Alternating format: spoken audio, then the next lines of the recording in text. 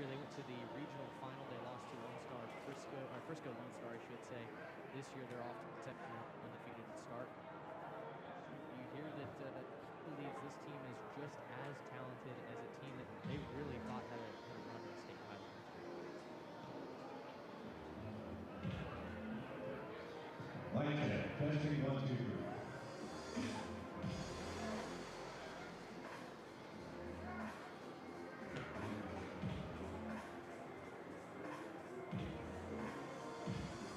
Grapevine Mustangs are on Champions Street for this broadcast. It's on HTV CBS 11. CBS 11. Patrick Jones with scores. Michael W. Smart.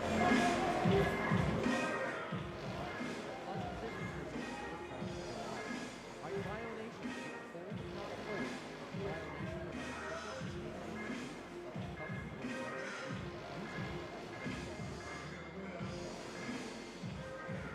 Violation of lifestyle back was he got Kelly Brown for middle linebacker. A toughest first.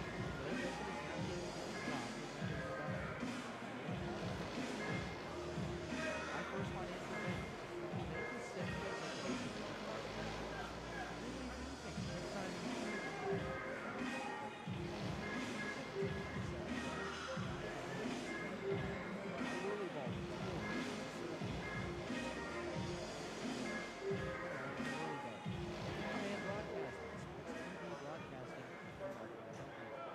Star Gridiron. Did you play Texas high school football?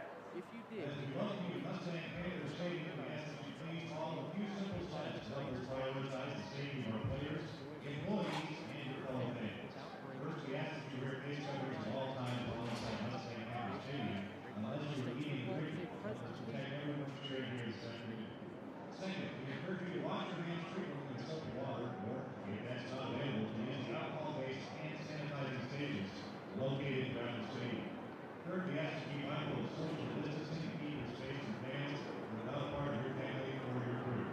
On behalf of PCISD and Mustang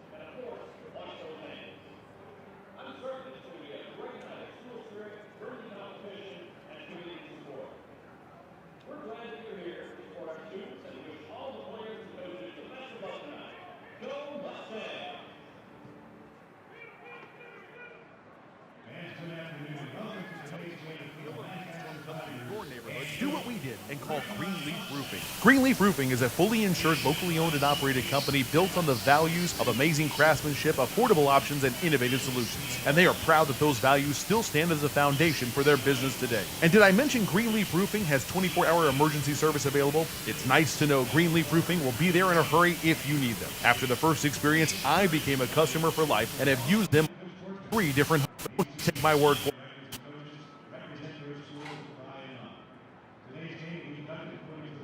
Or go online to greenleaf-roofing.com to find out how you can get your free quote. Greenleaf Roofing, the #1 choice for all your roofing needs. Are you showing your support for the Grapevine Mustangs in style? Check out the latest Mustangs gear at the Spirit Shop at all the home games on the north side of the stadium. Or log on to shopghs.com to check out the latest. And welcome back to Mustang Panther Stadium. We count you down to kickoff today on the Whirly Ball pregame show. Reagan Ratcliffe and Mitch Mason with you this afternoon as we go inside the Mustangs war room now to scout out this Lancaster Tigers team. And you look at the records, Mitch, they're 7-0, ranked number 3 in the Class 5A Division I ranks. And when you look through their schedule, a team that's really not been tested at all. No, not whatsoever. Schedule that they've completed 6 wins and a forfeit. In those 6 games that they've really played, they are averaging 70.1 points per game. They've scored 80-plus 3 times this season, and their defense has pitched 3 different shutouts. In fact, they've only allowed 20 total points on this season, which is just an absurd total. Now, you look into the schedule, the opponents that they're playing are not strong by any stretch of the imagination. Their opponent's record is 20-23 combined coming in. Adams, who's 4-3, and then Wilson, who they just beat.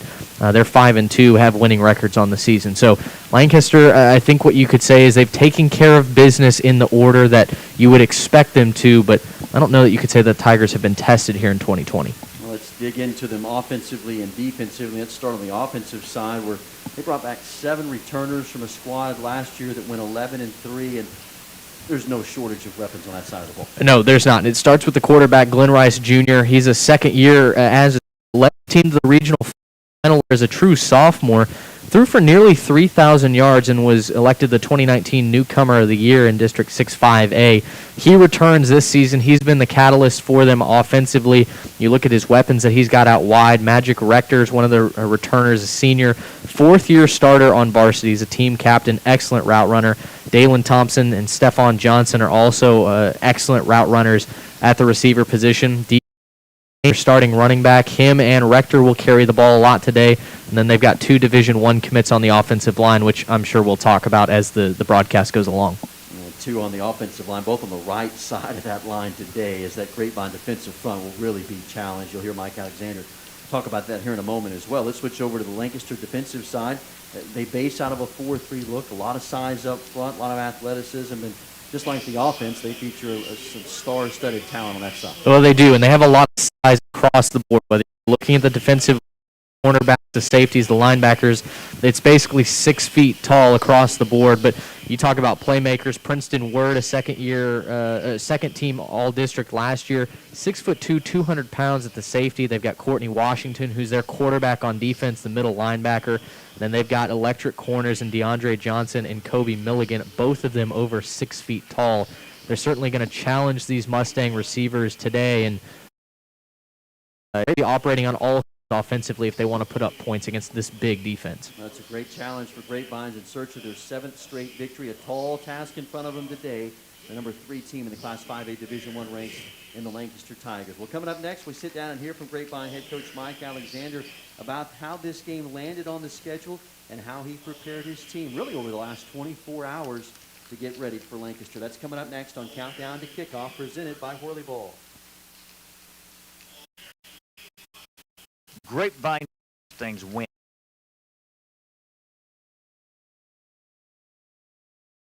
$1976, and that is Rick's Hardware.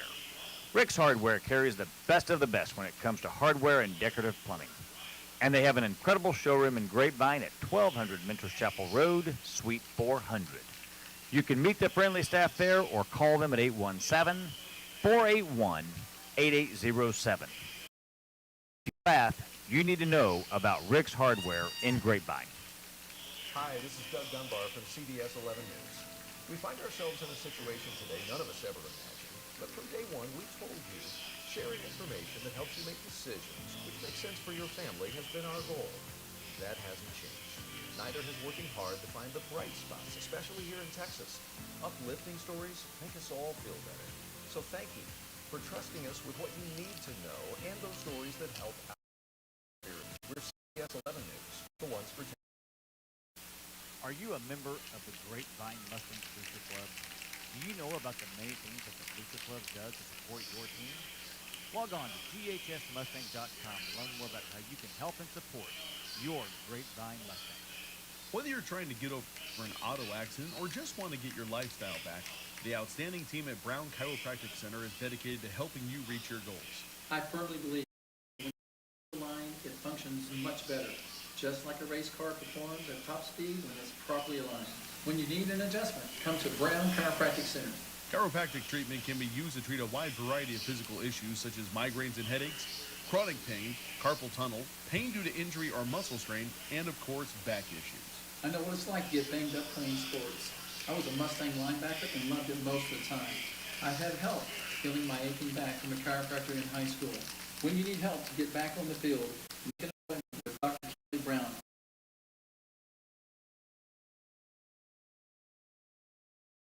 I played for the Mustangs in 1977, and I want to wish the players, coaches, and parents the best of luck. Online at brown-chiropractic-center.com. If you are hearing this message, it is because our Grapevine Mustangs are playing football. Watching and playing football is one of the many privileges we get to enjoy in this. Our special thanks to the GHS athletic trainers and coaches for installing and maintaining protocols to keep our players and staff safe. Go Mustangs! Stay up on all the latest news about the teams you care about and know when your favorite games are on the air thanks to Champion Sports Radio social media. Either follow at Champion Sports on Twitter or like our Facebook page at facebook.com/Champion Sports Radio, and you will know what time your game starts, who was named Player of the Week, or what your school's in college. That's on Twitter at Champion Sports and facebook.com/Champion Sports Radio. Your home for championship social media.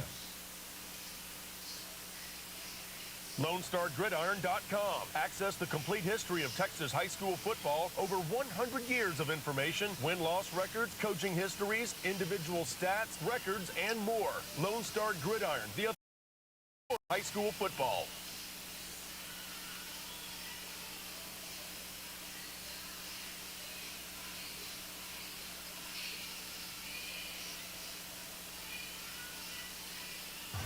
Welcome back into Countdown to Kickoff. It is Grapevine and Lancaster today from Mustang Panther Stadium. It's time for our pregame visit with Grapevine head coach Mike Alexander. And Coach, happy Thanksgiving weekend to you. You come into this week ready to play Trimble Tech on a Thursday. You got word on Wednesday that they're having to forfeit that game. Kind of take us into a conversation between you and Gilbert.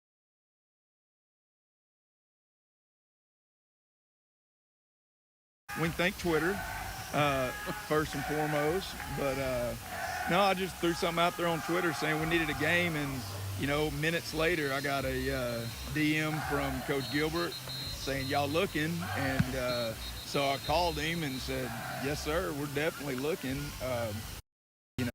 Didn't even know they weren't playing, but he'd already sent his kids home for the week and said we'll see you next week. But he got on the horn and got a hold of his guys. I got a hold of my guys, and we both, I think they had a little walk-through practice yesterday, and we did too, and just to kind of show each other what we're going to get in, what we're getting into, and here we are, I was going to say, not even really 2 days to have a chance to prepare. How did you and your staff go about maybe getting some tape on them and vice versa for them? How do you kind of orchestrate a game plan, or can you at all? Well, I would say it's a game.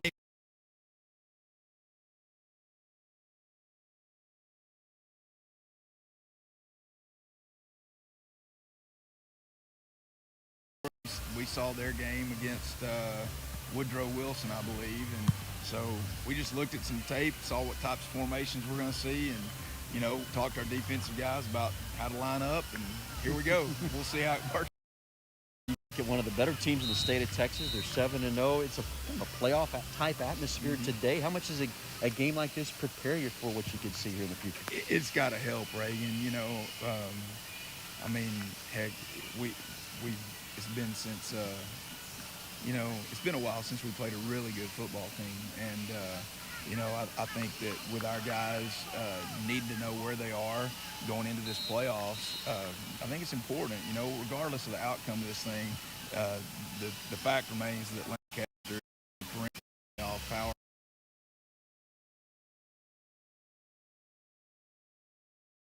Shows us where we need to be if we do want to make a run. We're visiting with Mike Alexander. It's Grapevine and Lancaster today, and let's get into this ball game. You know, one of the significant changes you make on the defensive side today, Cade Keeling goes down, plays defensive end. Kind of what went into the thought process there, and what do you hope that he gives you there? Well, Reagan, that was the plan hours ago, but let me catch you up to speed. Yeah.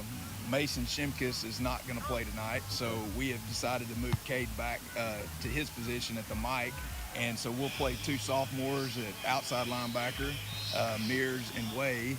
They'll play there, and Cade will anchor down the middle, and we're back to our same rotation we had at defensive line. Well, the task for them today is probably one of the better offensive teams across the state that you'll see. There's a lot of playmakers over there. And what are the keys today, if anything, in terms of just trying to keep them in check? Based on what I've seen, just tackling in space defensively is going to be huge. I mean, they're going to put pressure on us out in space, get the ball to some athletes, and we're going to have to get a lot of guys the ball and go tackle well. And that's been it's been a little bit of our Achilles heel, you know, this year. So I think it's good for us to get another chance to go test ourselves in that regard. On the offensive side of the ball, in the midst of this 6-game win streak, your offensive averaging points per game. You know, we talk a lot about the skill players, but how about the play of the offensive line? It seems like each week getting better and better.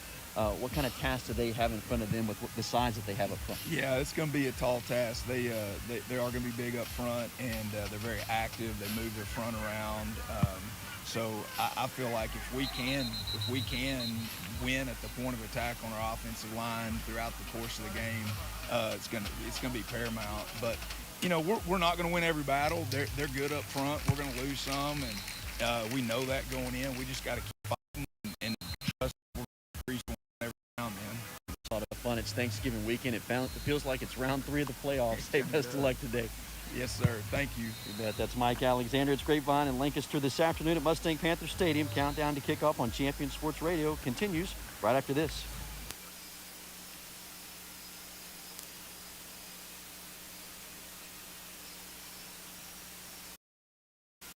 If you need a family dentist, you need to know Dr. Steve Parker at DFW Smiles and Grapevine. Steve gladly offers a complimentary second opinion. So if you get hit with dental sticker shock from a corporate dentist, go see Steve. Plus, he's a big supporter of Mustang football. I'm Dr. Steve Parker. I hope you're enjoying the Mustangs game. Come see us at DFW Smiles and go Mustangs. Go to dfwsmiles.com or call 817-281-3444. Hi, this is John from CBS 11 News.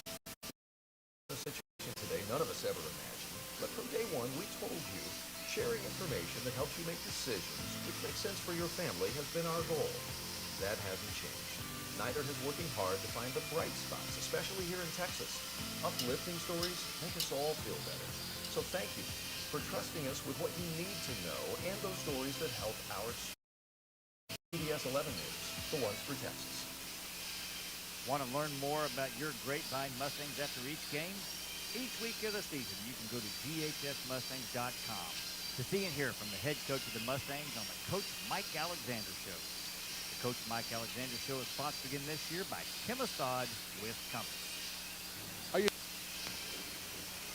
And welcome back to Countdown to Kickoff. Reagan Ratcliffe and Mitch Mason getting you set for Grapevine and Lancaster this afternoon from Mustang Panther Stadium. Let's get to our key storylines to watch this afternoon. And for both these coaching staffs, Mitch, they talked over the last days, and perhaps which team is able to get out to a fast start could be a telltale sign. No question about it. This game has the potential to be a track meet. You look at both offenses, they can put up points in bunches. So whichever team can get out to that early start, grab that momentum on a short notice, it's a cold, it's a rainy day, will be huge. You don't want to be playing from behind. situation where, let's be honest, the game plan is not all that deep on the other team's side. So getting early points and getting that advantage may very well decide this football game. You know, execution seems to be the key word as we talk about the offenses for Grapevine. Without a question, their stiffest challenge of the year today faced with what they'll see on that defensive side. Yeah, there's a lot of big bodies on that defensive side for the Tigers, so Grapevine's going to have to execute in the run and the passing game. Caleb Tejada is going to have to make some guys miss up front, and I think at the quarterback position, you're going to have great play from Max Calgill. He's going to have to be very, very accurate and put the ball where only guys can go and get it, because as we mentioned, this Tigers defensive secondary, very, very big. And for Grapevine defensively today, faced with a task with a number of weapons across the field. Mike Alexander talked about the key today about tackling in space.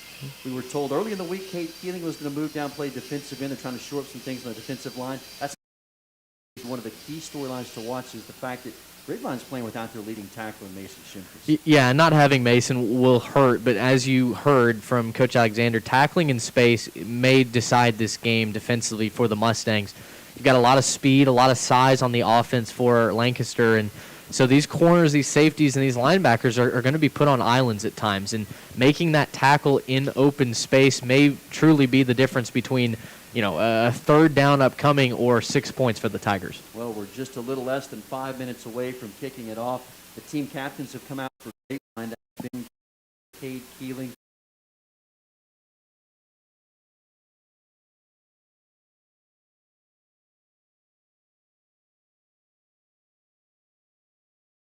kickoff on Champion Sports Radio.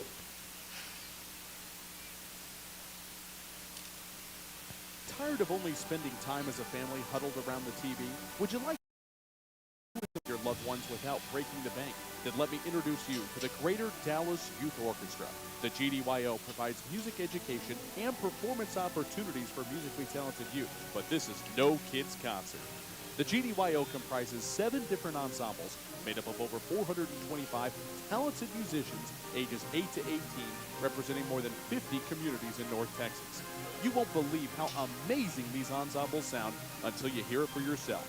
So join them for one of their concerts at the Meyerson Symphony Center or Dallas City Performance Hall. For more information on how to make donations, as well as .org. And if you know a talented young musician interested in an unbelievable experience, auditions take place in the spring. Connect with the Greater Dallas Youth Orchestra on Facebook, Twitter, LinkedIn, and at gdyo.org. For far too long, the church has been known for Compass Christian Church. We want to be known for what we are for. We are for the Grapevine Mustangs. We are for the community. We are for you. No matter where you've been or what you've done, you matter to God and you matter to us. We invite you to experience a place where you can connect with God, others, and your purpose. Learn more about Compass at compass.church. That's compass.church.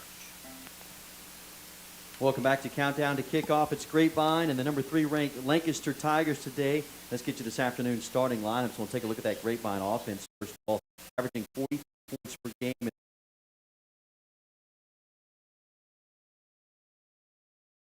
Guards Travis Mason and Dylan Beckwith. Jason Short is the center. Max Calgill, the quarterback's completed 66% of his passes, 20 touchdowns, and just 3 interceptions. Caleb Tejada, the running back. And to watch Tejada today, something to look for. He's closing in on 2,000 yards. His 309 yards today to reach that landmark. Parker Polk, Ben Garrett, and Miguel Naveau and Elijah Steele are the receivers.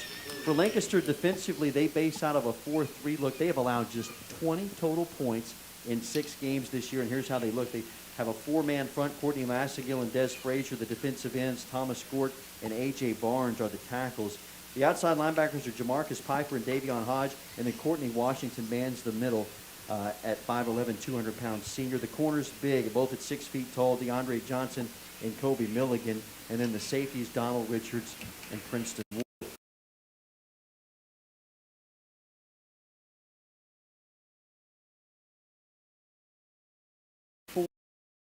Got 2 Division I commits on the right side. The tackles are DeLeon Huff and then Joe Amos, big right tackle, who's headed to Boise State. Amos 6'6", 325 pounds. And then the guards, Caleb Washington and Isaiah Silliman. New Mexico. He's the right guard at 6'3", 300-pound senior. The center's Demarion Rhodes. And then the quarterback, Glenn Rice Jr., had a phenomenal year last year as the district newcomer of the year, threw for over 3,000 yards. BQ James is the running back, and then the wide receivers, Magic Rector, Dalen Thompson, and Stephon Johnson. The tight end is Jalon Wagner. For Grapevine defensively, they look based out of a 3-4 look. They're giving up 23 points per game. Aiden Cassidy, Christian Watson, Nick Chaboyer, the defensive ends. The outside linebackers, a couple of sophomores, Latham Way and Tyler Mears. Cade Keeling goes to the middle linebacker spot in place of Mason Mishak and Davion Shockley, the corners, and the safeties Dylan Hohenberger, Jackson Yarbrough, and Keegan Courtney. Grapevine won the toss. They have deferred, and so Lancaster will receive when we come back from the break. You're all set for Grapevine and the third-ranked Lancaster Tigers. You've been listening to Countdown to Kickoff, presented by Whirly Ball on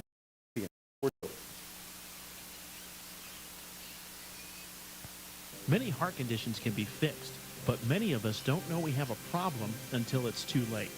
On April 2nd, 2009, Zachary Schreiber, a 16-year-old sophomore offensive lineman, died of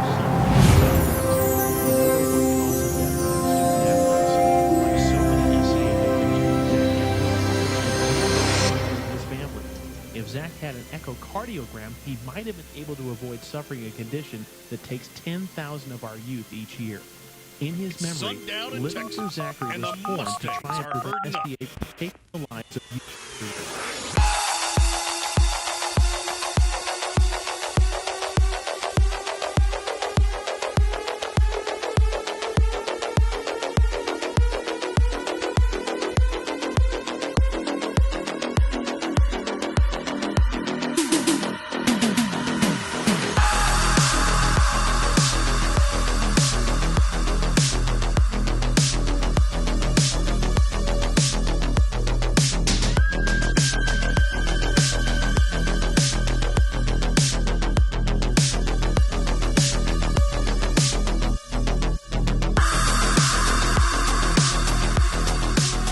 This is Mustang football.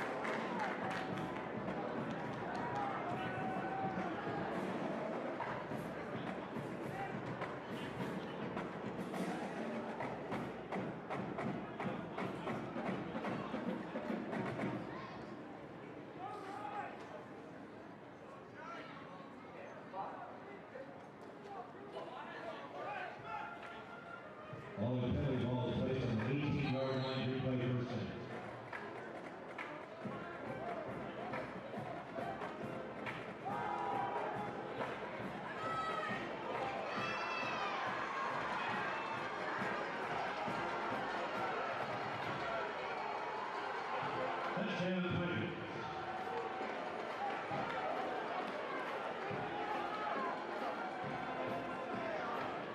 83-yard touchdown by number 16, Grapevine.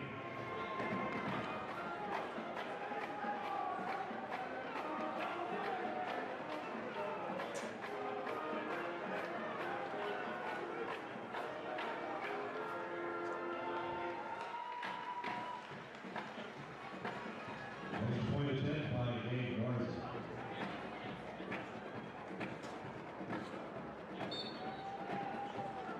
Kick out of the hole, the hole that they got on is up and good. 1 minute 39 seconds remaining in the first quarter. It's Tigers 7, Mustangs 2.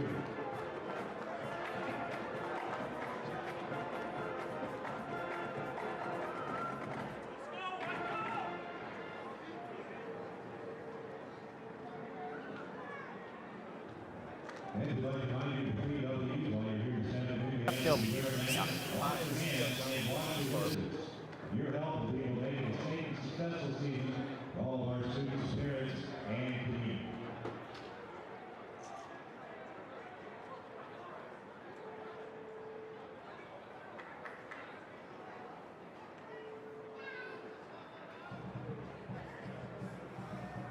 Guards are set to kick off each receiving Mustangs to the fourth quarter of Polk and number 14, Pregame.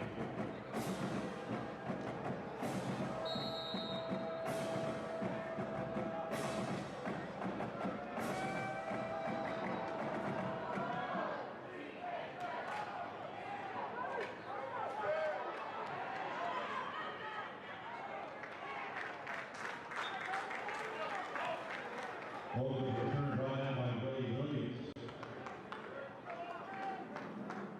About the 31-yard.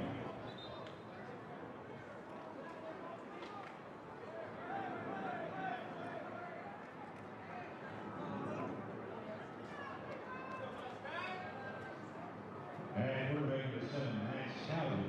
It's first down, Mustang.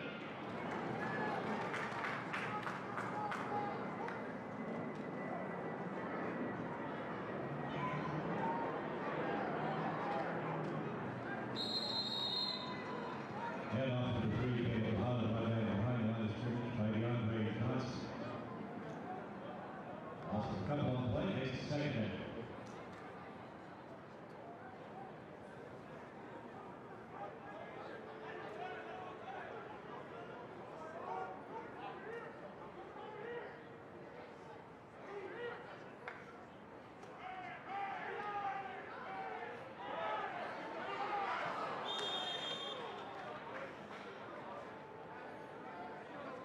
That's intended for the 22 line of steel is complete.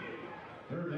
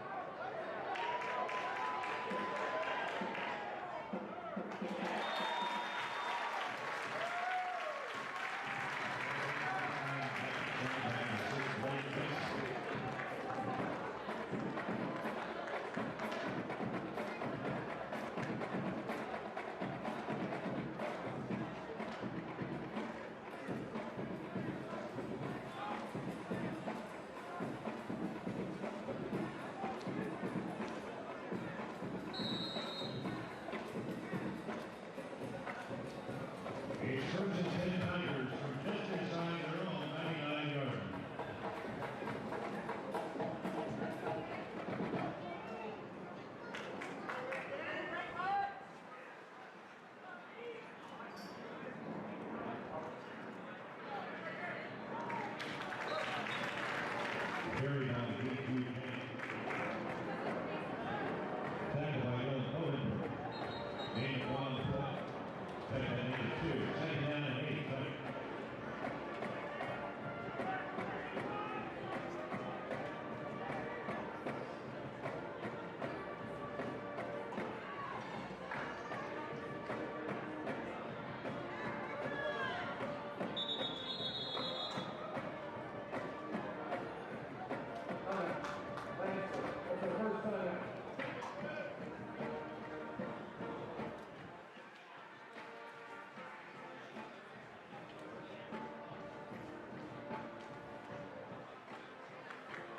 And last chance this season to visit the Grapevine Mustang Spirit Shop on the north home side of the stadium, next to the concession stand. Check it out, Jackson Latest Mustang Deal.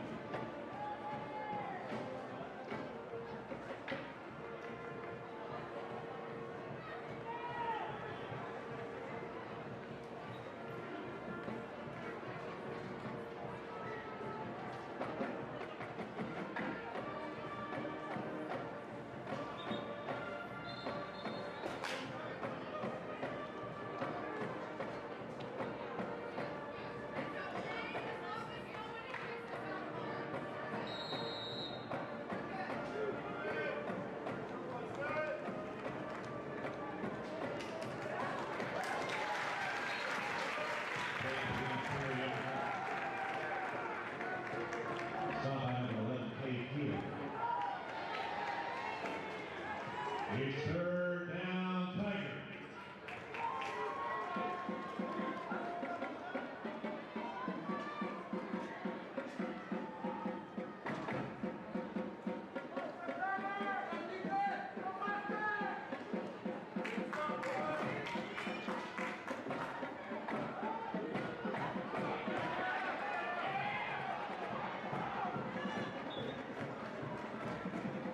Otherwise, here in the quarterback, first down.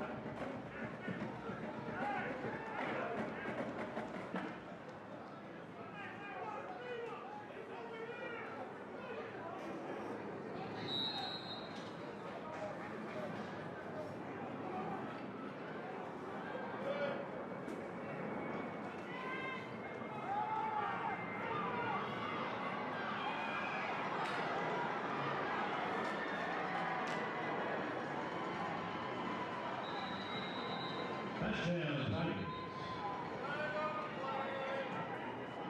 There's a flag down. Holding. Number 19 on the offense. That's a 2-yard stop pass.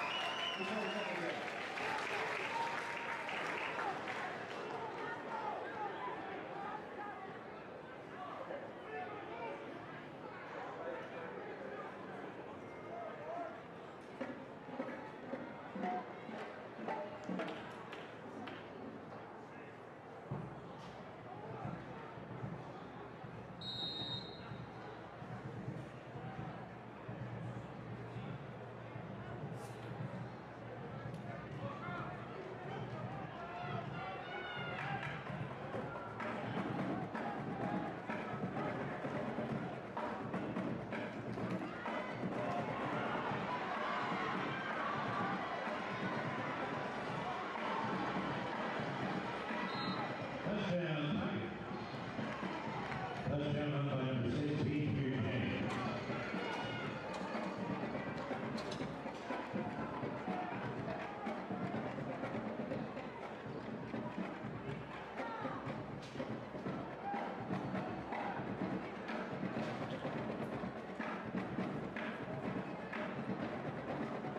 Cards up on the 10 point.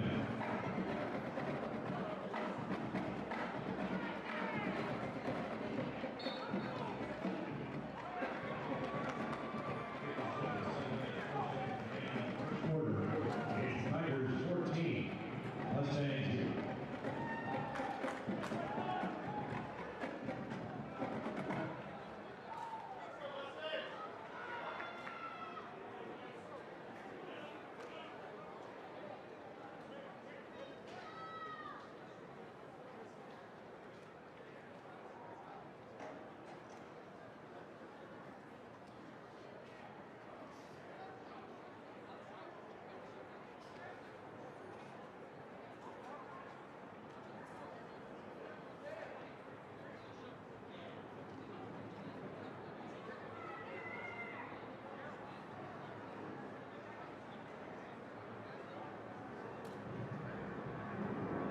As far as the team's up, Golden Bear back 8-0.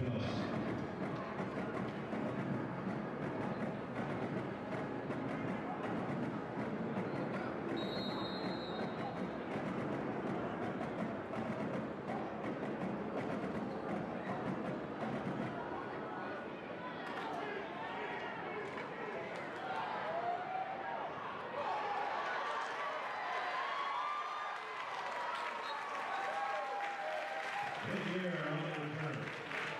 Run by Billy Knight. And 43 yards.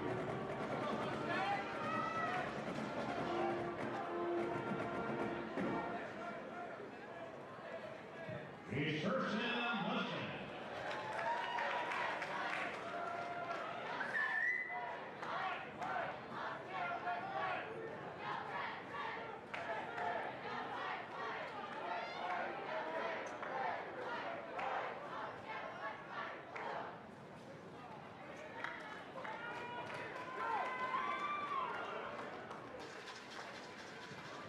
Carry top of the 46-yard line, number 11, Courtney Nashville.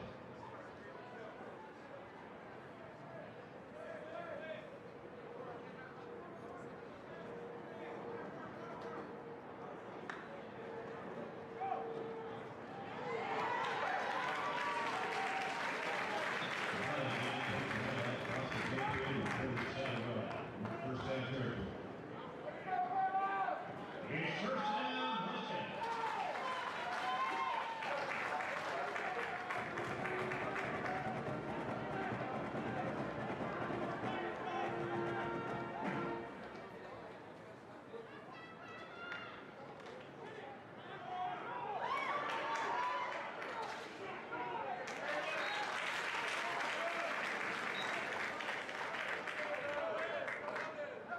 Caleb Bahama on the carry.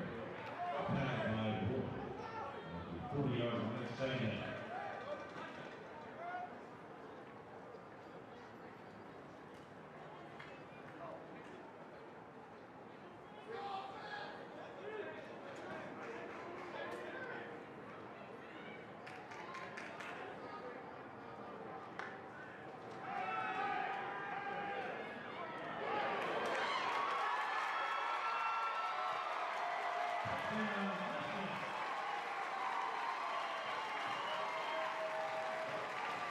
Wildcat trying number 22, Elijah Speed.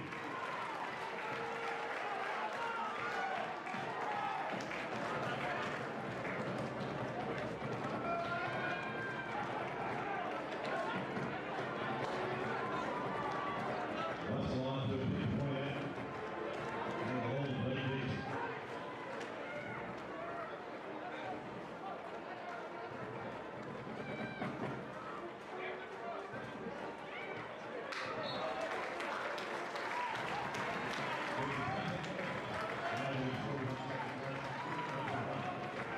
It's Tigers 14, Mustangs 7.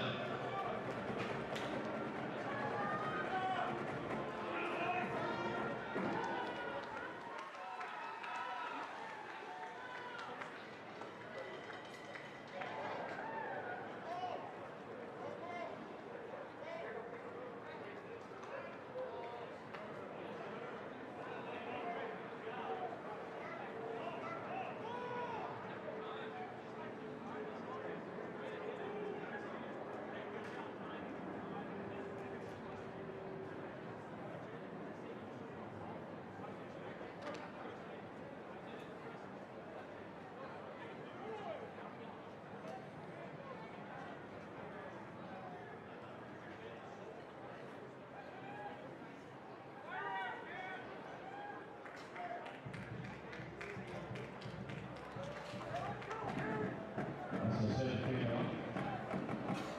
Thompson James back.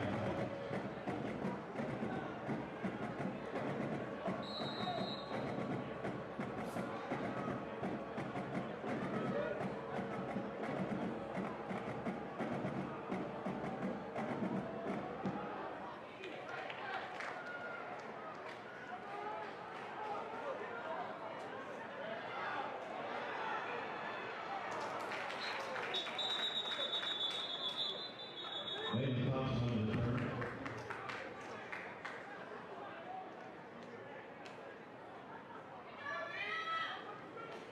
Ball is marked at 23, 24-yard line. First down to Titans.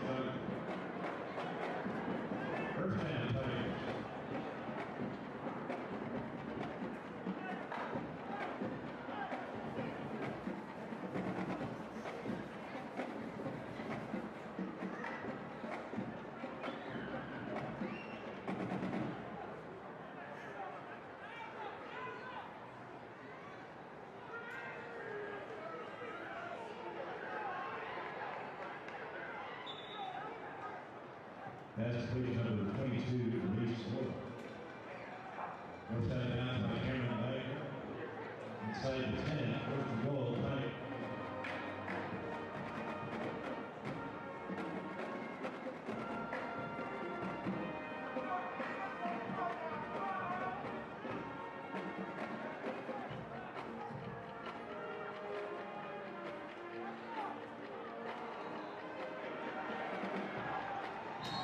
Touchdown, Tigers. Touchdown, number 22, Reese Wood.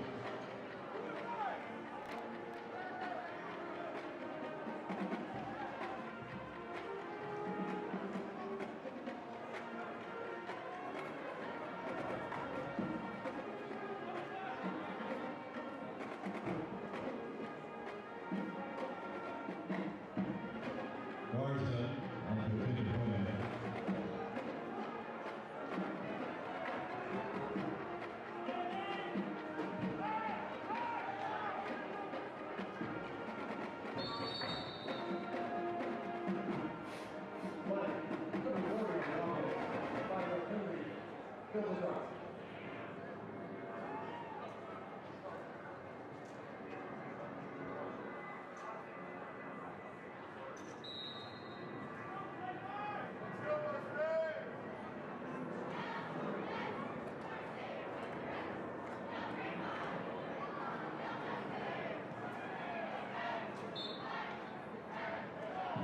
It is good. 2 minutes, 25 seconds remaining in the first.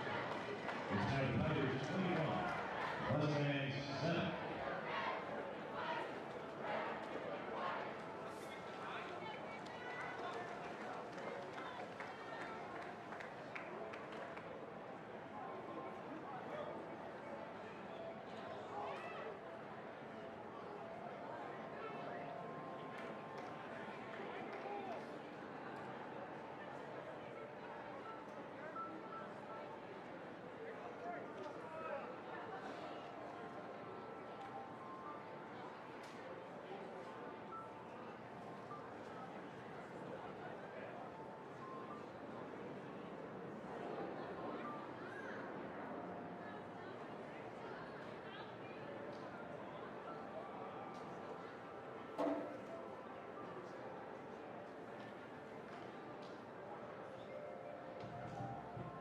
Garza set to kick off. Holding here. Back to Mustang.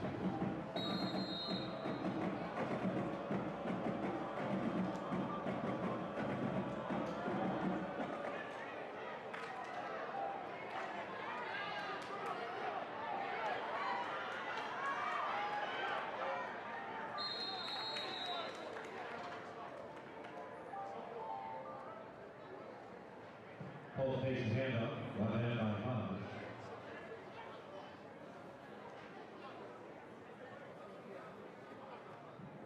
30 yards. First down, Mustang.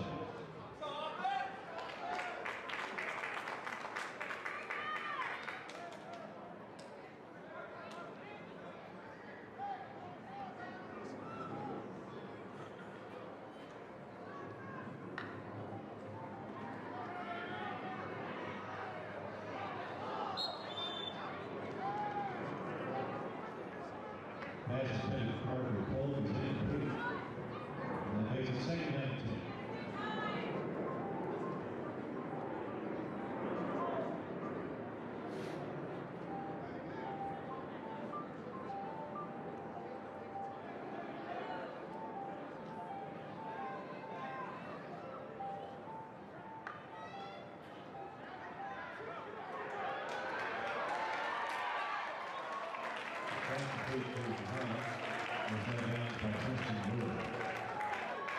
First down, Mustang.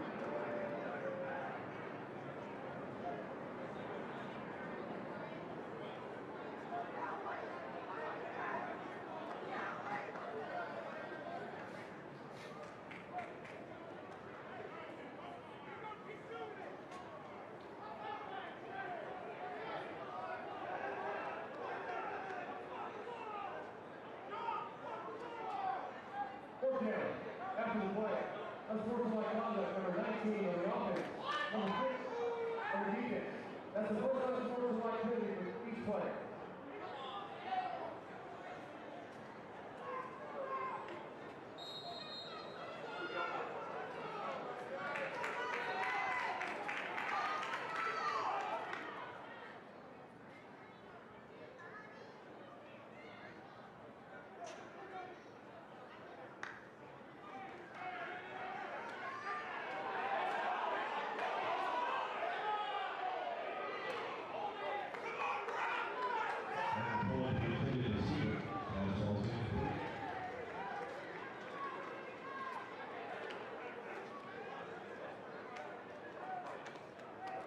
Tigers take over.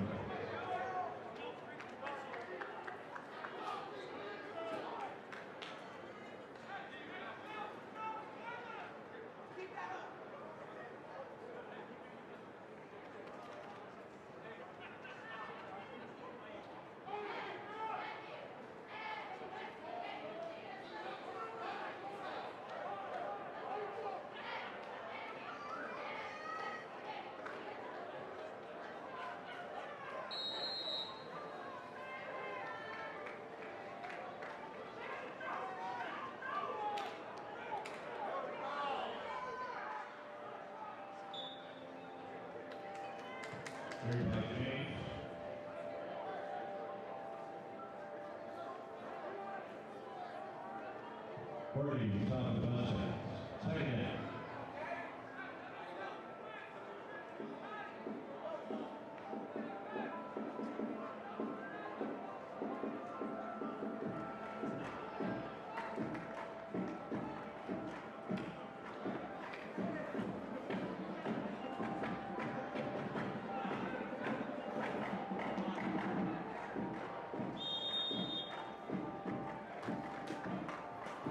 That's the end of the first quarter of score. Mustang Panther Stadium, Tigers 21, Mustangs 7.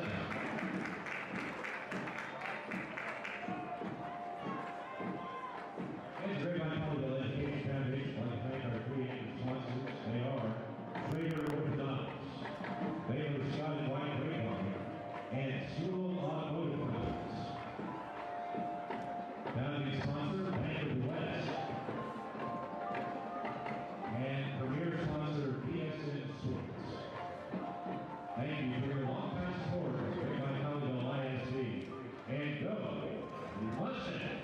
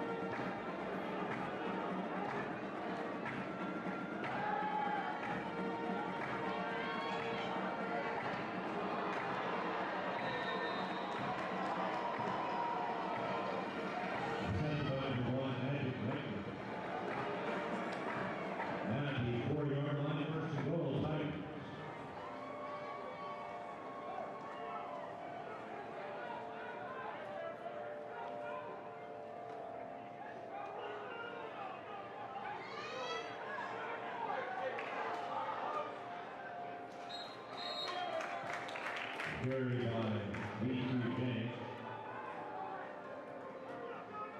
and the Dagner Company of tackle for the Mustangs. Second down.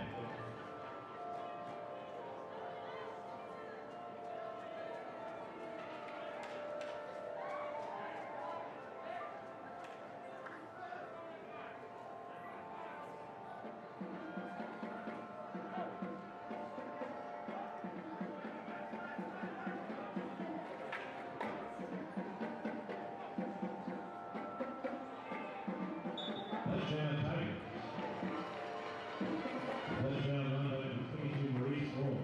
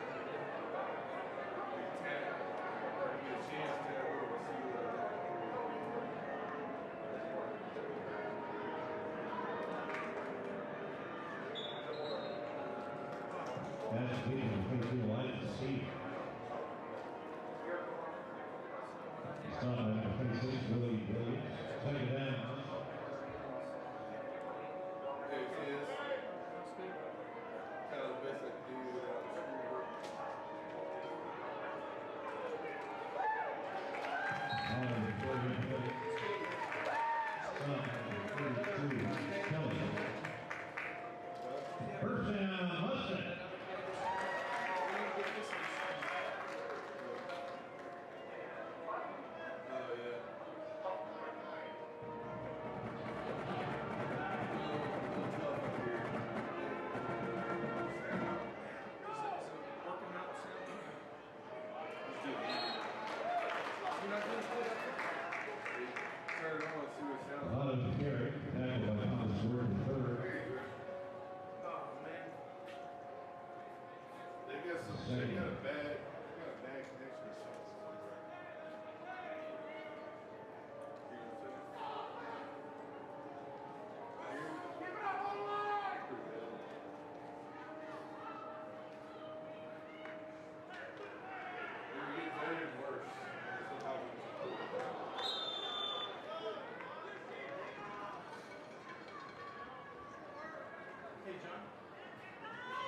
That's to the ball. It's incomplete. Third down, Mustang.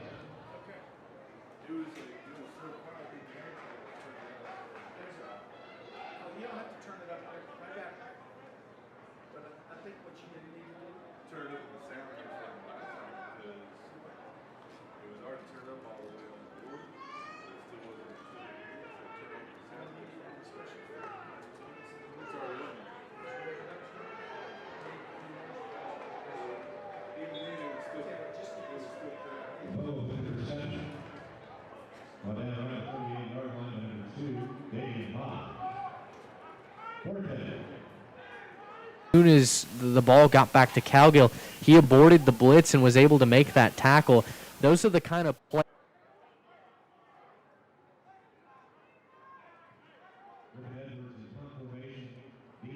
described him going on in the heat of the moment and abort what was originally called. Those are the little things that determine success in the postseason, and Lancaster has that. Well, here's some good news for Mustang fans. Griffin Edwards is in the game, and he's going to punt. Now, Edwards, a 6'6", 225-pound tight end. There's a timeout called here by Grapevine. Edwards has been out. He's been injured since week 5 against Fort Worth Poly. He's not played. They feel like he's starting to get healthy. He practiced with the team this week. I don't think you'll see him at tight end today, but this is a good look that you're going to get the chance to see him. Yeah, great to see him back in uniform. Great to see him with a helmet back on and on the field. And you're right, there's absolutely no reason to see him at tight end today. You were talking about we need to get out of this game healthy. But at the same time, if somehow getting him on the field to punt the football is a step in that recovery process, it's him comfortable being back in pads again, then absolutely. I just don't know that you'd want him taking any hits today. Talk about the injuries that Grapevine's faced with today. Significantly, Mason Shimkus, the team's leading tackler, he's not playing this afternoon. Cade Keeling slides over, plays the middle linebacker. So you got 2 sophomores today on the outside. And then you're also missing Garrett Johnson, a senior, 3-year letterman, 3-year starter, outside linebacker, and of course Griffin Edwards, who's one of the top tight ends in the area, and he's now back to punt. But you're a few men down today, to say the least. What we can say about Lancaster, they're loaded across the board. They are playing without. How about this? Faison Williams, the receiver. Can you imagine this? They got a kid going to Texas who's not playing. Yeah, exactly. 6'4" receiver. Here's the punt. Boy, Edwards nearly had that one blocked. I think it was blocked. He's got a hand on it. Goes out of bounds near side for 46. The dangerous thing about that is you do not want to get his leg tangled up. There's a flag, too, on the far side of the field line. Boy, this has been the chippiness in this game just continues to confound me. I mean, we were all half asleep yesterday. It's a sideline warning against Lancaster. I don't know if they're mad to be here, if they were looking forward to the off weekend or what, but they are fired up to play here against the Mustangs. They're going to get the ball back at the 45 at Grapevine. 8:33 to go. 27-7 to Lancaster.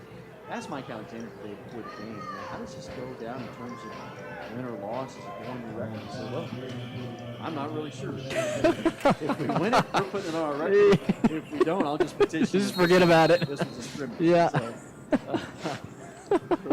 for the Mustangs, there's a first down handoff to DQ James. I say that to kind of set up this next little note here of significance. Grapevine is in the midst of a 6-game win streak. They're in search of their 7th straight win. Now, we'll just go with what Mike Alexander told us. The last time Grapevine won 7 straight games, that was their state title year, 1998. Yeah. They had lost to crosstown rival South Lake Carroll, and then after that loss, they won 7 straight up to the championship game. That was their 7th straight win. They're not won 7 straight since. Okay. Passing coming out of the hands of the Seagulls on the far side, Stephon Johnson. Yeah, absolutely. I think if you're the Mustangs, you've earned the ability to, in this 2020 season, have a little bit of creative bookkeeping. You threw this game together less than 48 hours to go. I don't know that you would be penalized for saying, oh, you know what, we're just going to use this as a practice game. Officially, you beat Trimble Tech 2-0 by way of forfeit. There's third down and 6 with a bubble screen at the right side. It's caught by James. James is with hands at about 37.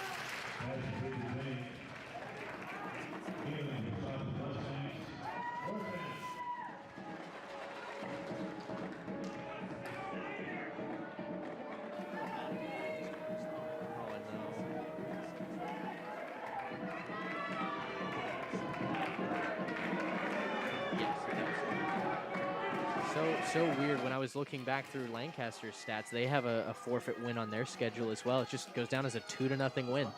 Here's a 4th down for Lancaster. Rice throws in the flat. It's caught at the 37, breaking a tackle, and holding on for dear life at the 35, close to the first down. Where Magic Rector, with his extra effort, may have gotten the first. It's very close. They spot that at the 35-yard line, right where the sticks are, and it is a first down. In this era of no measurements, they move the chains. Yes, you're not kidding.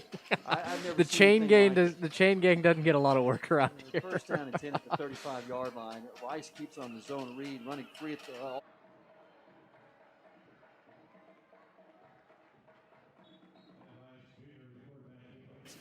That is something across the board. High school and college football, you just don't see many measurements anymore. No, you it's almost don't. like, hey, if it's close enough, go ahead and move the chains. I don't know if that's just to move the game faster.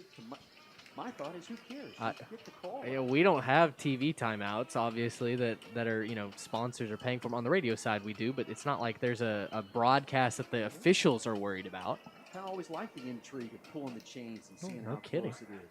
There's the zone read. Rice again, running right side, hemmed up at around the 15, and then spilled and upended by Jackson Yarbrough. Nice tackle on the right side. You really like the chain gang if you're on defense, right? Right?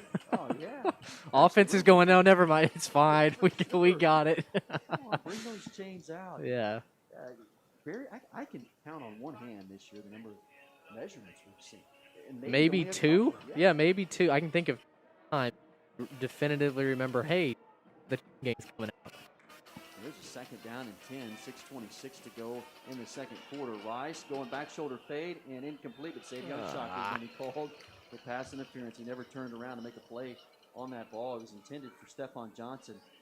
I say Johnson, it's going to be Tony Evans. These numbers are hard to read for Lancaster. It's Evans, 19, They are. not 10 for Stephon Johnson. They've got that rounded font that makes 9, 8, and 0 all look like the same number. It's a broadcaster's nightmare, I promise you that. And DQ James has gotten me twice today. He's not going to get me again. Number 6, for whatever reason, it almost looks like a 1 from here, a magic record. Yeah. But was a penalty on Shockley. This moves it down to the 2-yard line. First and goal at the 2. Timeout Chris Gilbert, Lancaster offense, 6:21 to go. Halftime, 27-7, Lancaster on top of each one. I'll tell you some significance of the Lancaster coming into their season. They have not had an undefeated regular season since 1941, and to really kind of put that into perspective for you, that was the first time these two teams met. Grapevine and Lancaster was that 1941 season. Of course, Lancaster winning that game in the regular season. They went 11-0 that year. And not quite sure what happened in 1941. There's no note of a state championship. They just went 11-0, and that was it. They got the UCF treatment. They just declared themselves state title winners. They won the Fiesta Bowl, and yeah. that was it. The committee didn't give us a fair look. So I have no idea. I'd love to know what happened. Yeah. But, they are well on their way to an undefeated regular season, and what a job Chris Gilbert has done. Well, they've got him a fine right there. He had stops at South Oak Cliff, and he was at Carroll.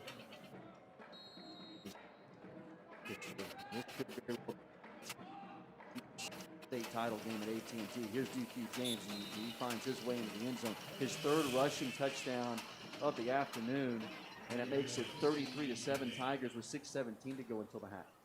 Completely, even though it was only 2 yards out, he was completely untouched. He dove into the end zone. I don't know that he needed to do that. He was going to get regardless. This offensive line, we talk about that every single week, it seems, that the offensive line for the opponent is bigger than our defensive line. This week, it really matters. You've got 2 D1 commits on that right side. You've got a 300-pounder in the middle in Demarion Rhodes. It's just unquestionably an X factor for the Tigers. Extra point from Garza is good, and Lancaster's putting on a show. They've 5 possessions, 5 touchdowns, 34-7. 6:17 to go until the break. This is Mustangs football on Champion Sports Radio. In Command Broadcasting, a sports TV broadcasting and marketing company. In Command has a wide array of turnkey video production and streaming services. In Command services include filming of sporting events, season highlights, school graduations, corporate infomercials, and documentaries. In Command streams your sporting event or company function over the internet live or on demand.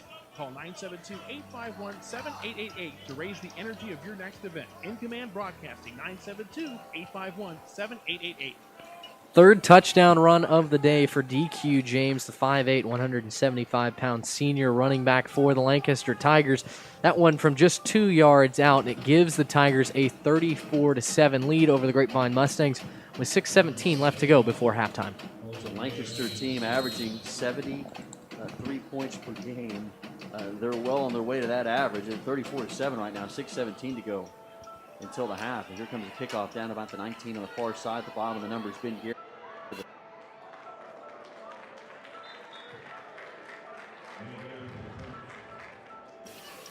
Until halftime, down 34-7. The Mustangs' lone touchdown today, a 42-yard touchdown strike. Max Cowgill to Elijah Steele. Other than that, they've gone 3 and out.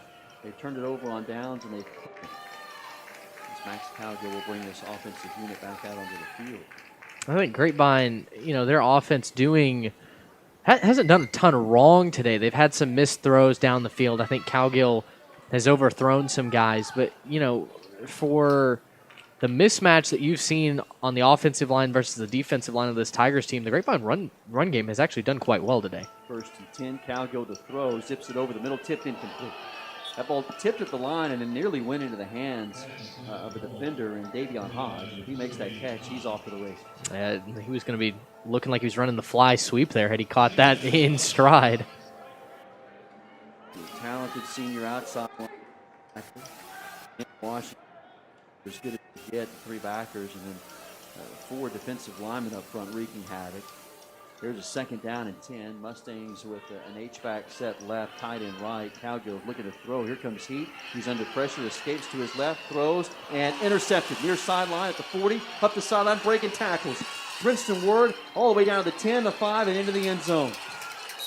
Just the 4th interception of the year for Max Cowgill. There's a late flag well after the play. It's going to come back. I think it's a block in the back.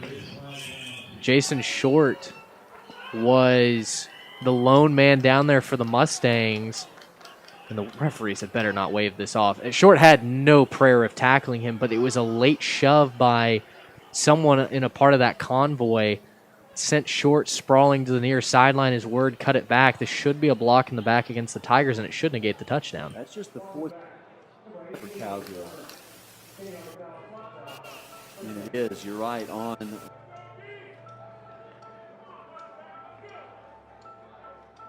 in their last 2 games. It's been now 9+ quarters since their last turnover. But that's the first interception, and it goes on the way of Princeton Ward, and they'll take away the touchdown, and the Tigers will have it at the Mustangs 15 with 5:51 to go.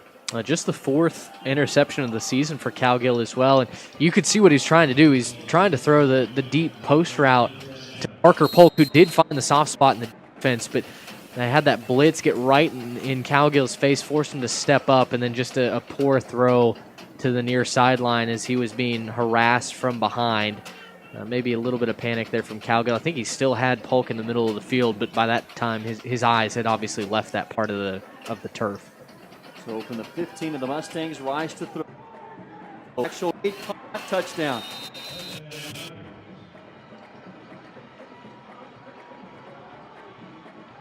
From the throw from Glenn Rice, his first touchdown pass of the day, and that makes it 40-7 Tigers with 5:45 for the break. Ouch. Great throw. Good coverage on the outside by Mishak and Goey. Just didn't maybe get his head around in time to see where that ball was, but Glenn Rice Jr. puts that on the back.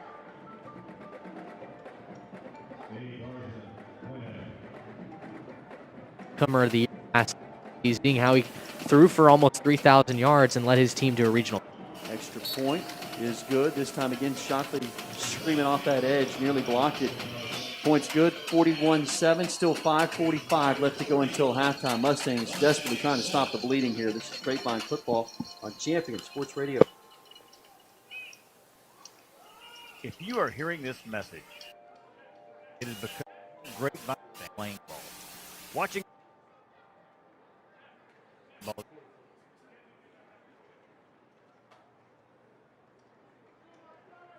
And maintaining protocols to keep our players and staff safe. Go Mustangs! 15-yard touchdown pass from Glenn Rice Jr. to Stephon Johnson gives the Lancaster Tigers the commanding lead.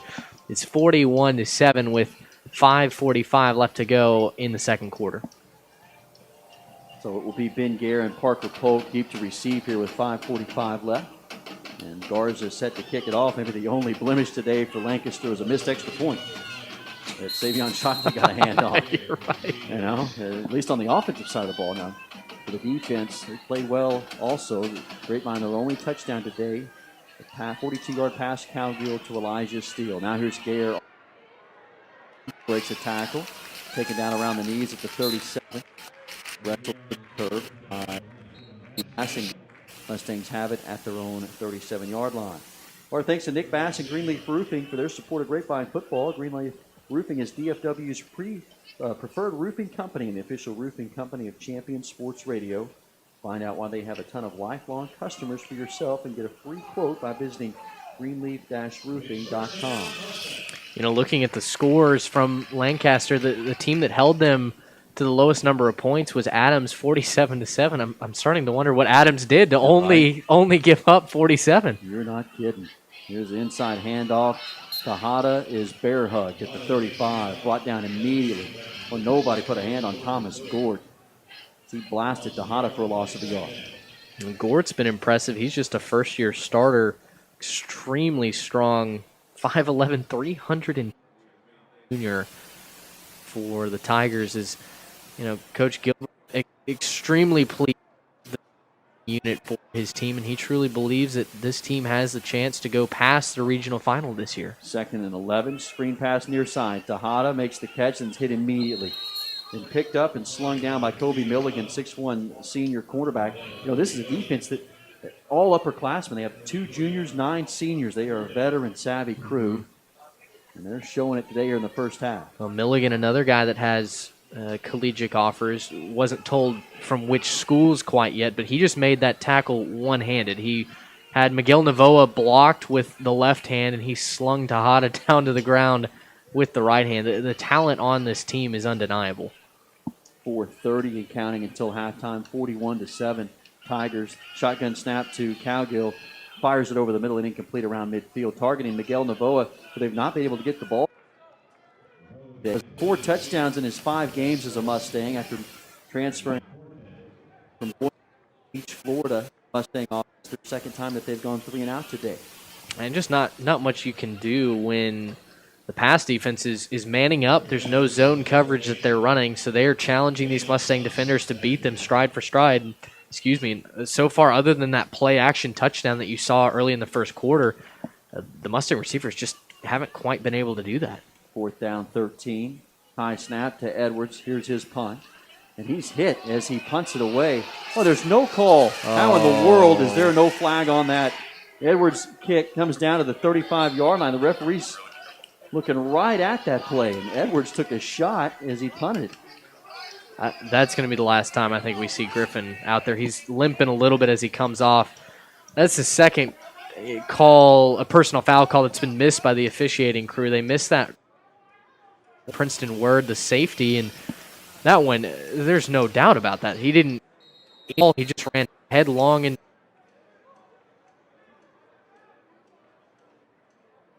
defensible no call. It's not going to make a difference in the ball game. It's 41-7, but that was blatant. Yeah, for a game that, as we've been talking about jokingly, but in actuality, this game doesn't matter at all. We just put this game together. I think the officials would be taking care of the players. There's a high snap over the head of Rice. Shockley nearly picked it up. Ball still loose. Mustangs may have it around the 13. Shockley trying to pick it up and scoop it and score. There's still a scrum at around the 13 to figure out who's got the ball. Oh, no way. What do you know? The Tigers have got it at the 13-yard line.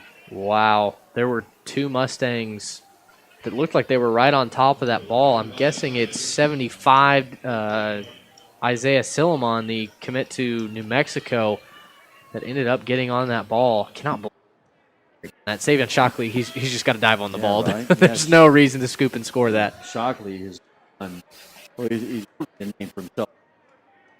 Yes, he has. The team lead in interceptions, and he's trying to pick that one up and take it in for a score. Here's a quick screen pass, far side, caught, and then up the field goes Dalen Thompson, escaping a few tacklers to the 27. He's got a huge chunk of yardage back. Here comes a 3rd down and still about 17 yards or so to get. That's child's play for the Tigers offense today.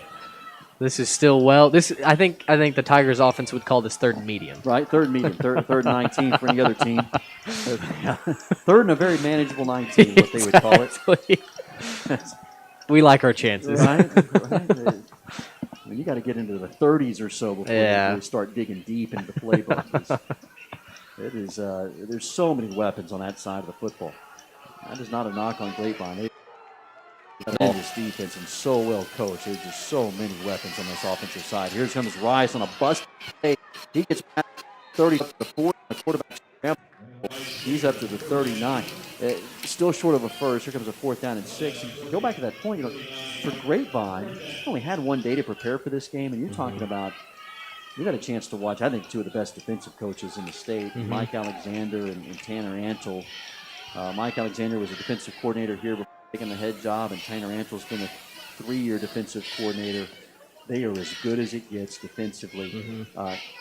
Tough hand that they were dealt to only have 24 hours to put together. Just got to put together something. Yeah, no question about it. Is Lancaster runs another guy late on? That's got to be a flag. He hadn't even stopped running from the sideline yet before they snapped that ball. But no, you're right. We've been singing the praises of Alexander and Antle all year. The blitzes that they've dialed up. It's juniors across the board in the secondary for this Mustangs team. You've had injuries on the defensive front. You've had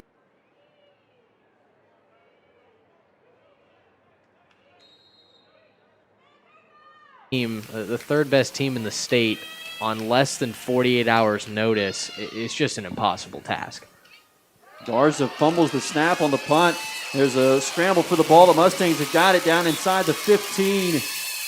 Liam Hamway got on that football at the 14-yard line. Mustangs with their first break, this time on special teams with 1:37 to go until halftime. They're going to have the ball at the 14 of the Tigers. Boy, and I don't blame Garza, the punter. That ball went right through his hands, and then he really just gave up on it. He wanted no part of the Mustangs that were running downhill at him. He didn't want to be the victim of a free shot right there. And Grapevine, obviously, their best field position at the, 14-yard line right now. Huge boost of confidence for the Mustangs. Here, you get the ball to the second half. Just little things that you can take away, and a touchdown would be big right here. Shotgun Cowgirls sends the direction right to left. Tejada on the give on the right side, nowhere to go. Met immediately Ruby in the backfield. Pushed back for a couple of yards on the loss. Yeah, the Tiger defensive line, just camping out right on the front porch of Tejada there. He had nowhere to go with that football as they came right up the middle. Again, it was Thomas Gort. It's hard to block 310 pounds coming right over the center, and he's been winning a lot of those battles today. So from the 21-yard line of the Tigers with 1:03 to go until the half, two receivers split wide side left. They motion Tejada out of the backfield.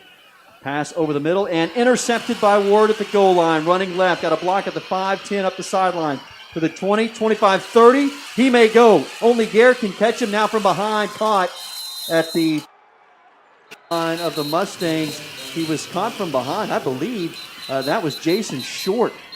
Either Short or Drake Beckwith. It was Drake Beckwith.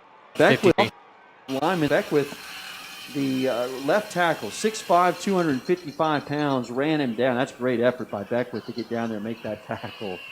But Ward gets his second interception of the day. Well, Beckwith just ran, 55 yards to make that tackle. There's also a flag on the far side of the field. It's holding on Lancaster, so they're going to march him back. That return, all for naught. And, if you're Chris Gilbert, I think you've got to be very unhappy with the penalties that you're seeing from your team. But as far as the interception goes, Parker Polk, I think, was going to be open in the end zone. That throw needed a little bit more touch. Cowgill tried to ram it in there, and Princeton Word able to run underneath the route. Just another example of the excellent safety play that he's demonstrated today.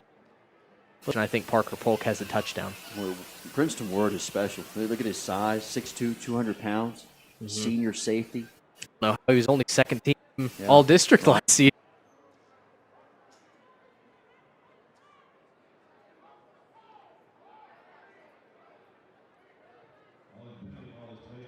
A number of players on the defensive side of the ball that are super talented as they have the ball marked back at their own 15-yard line. 45 seconds left on the clock until half. 41-7 Tigers. Here's the inside handoff. Huge gaping hole. James carries tacklers past the 30 up to the 33. Wrestled down from behind by Latham Way.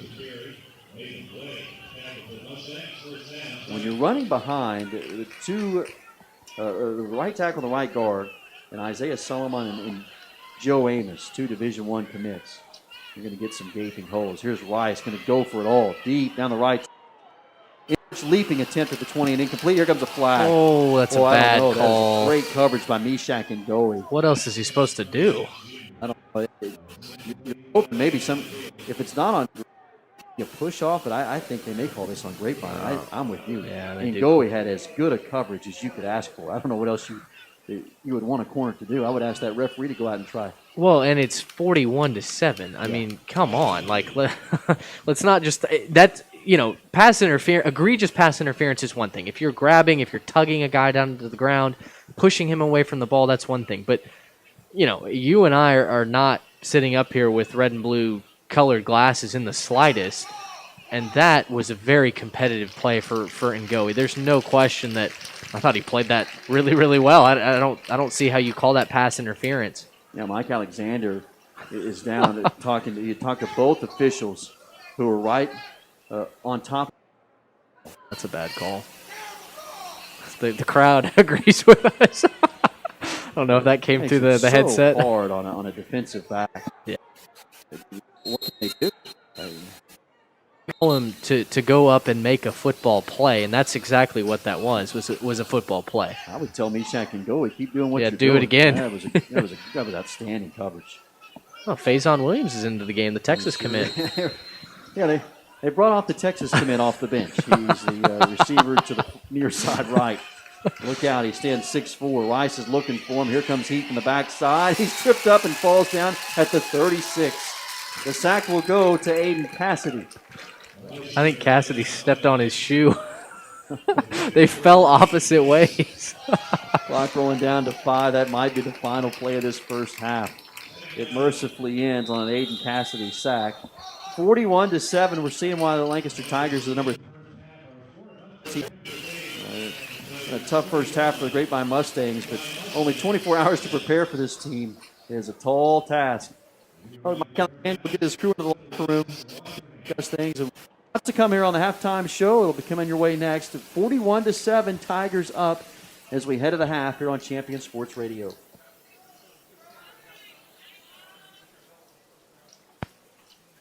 Grapevine Mustangs win. It is what we do. Speaking of winners, Grapevine has had another winner since 1976, and that is Rick's Hardware. Rick's Hardware carries the best of the best when it comes to hardware and decorative plumbing. And they have an incredible showroom in Grapevine at 1200 Mentors Chapel Road, Suite 400. You can meet the friendly staff there or call them at 817-481-8807.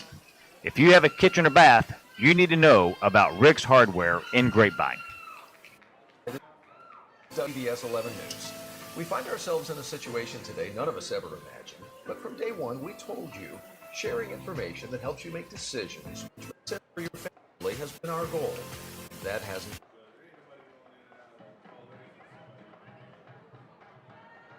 Make us all feel better. So thank you for trusting us with what you need to know and those stories that help our.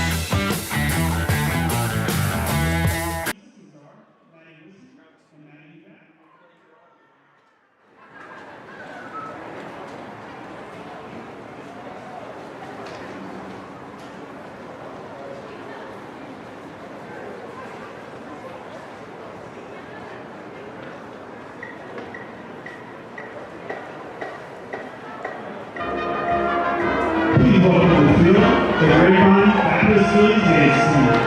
The field is under the direction of Christine Hansen, assisted by Amanda Birch.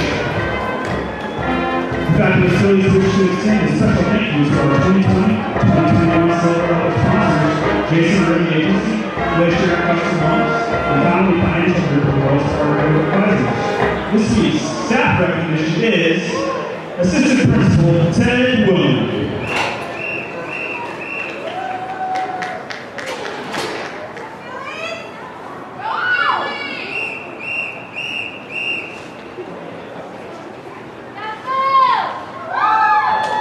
Each week, outstanding team members are selected for their talent and dedication. This week's Spirit Girls are Alejandra Lubano and Emily O'Neill. Rookie of the weeks are Natalie Padilla and Claire Phillips. And our Philly Honor Girl is Crystal Manley.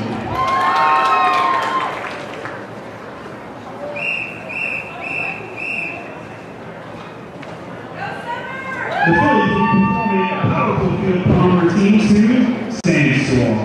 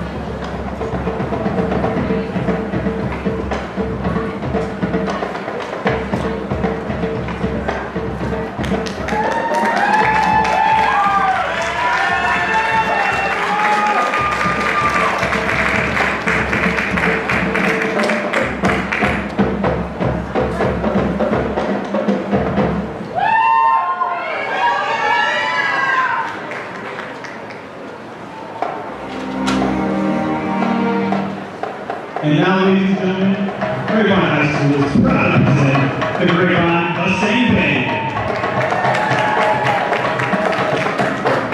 This afternoon, the Mustang Band will present their 2020 Spirit Show, featuring Light 'Em Up by Fall Out Boy, Sweet Carolina by Neil Diamond, by MC. The Mustang Band is under the field direction of drum majors Janisa Obergon, Abigail Isley, and Claire Rodriguez.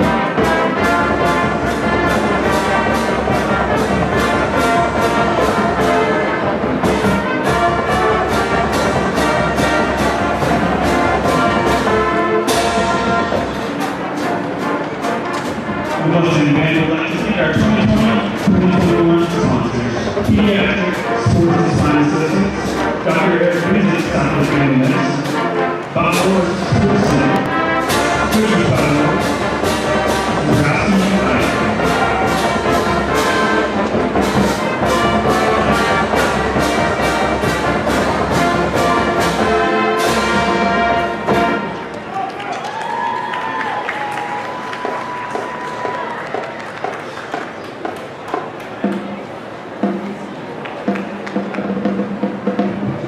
The Mustang Band is under the direction of William Red, Brooke Irby, Rick Drury, Justin Draper, Austin Boncolau, and James Reeves. On behalf of the Mustang Band and the Phillies, we say thank you, good evening, and go Mustangs!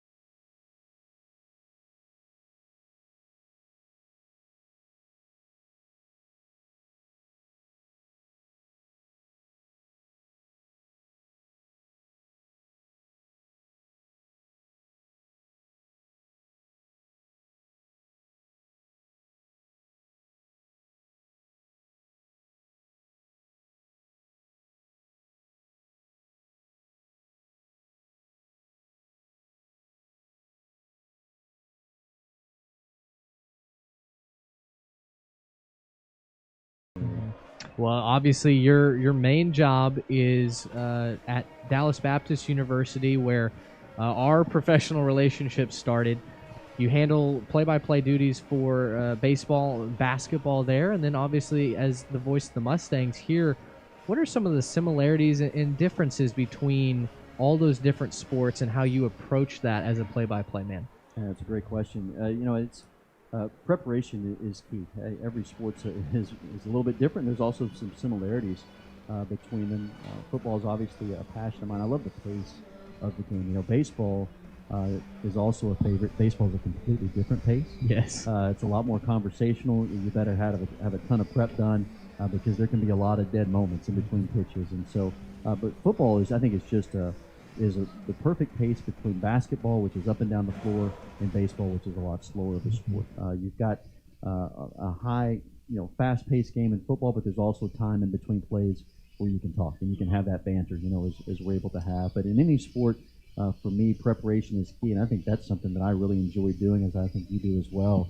And that really gives you the storylines of a game, is to dig in and as you begin your research early in the week, kind of find out about each team, who the key players are, all the stats with the backstories. And by the time you get to Thursday night, you've really got a picture of what this game is going to look like and how it might play out, who could be the key players. And it really becomes, I always think about it as, now you've got all these notes, now it's time to go take the test.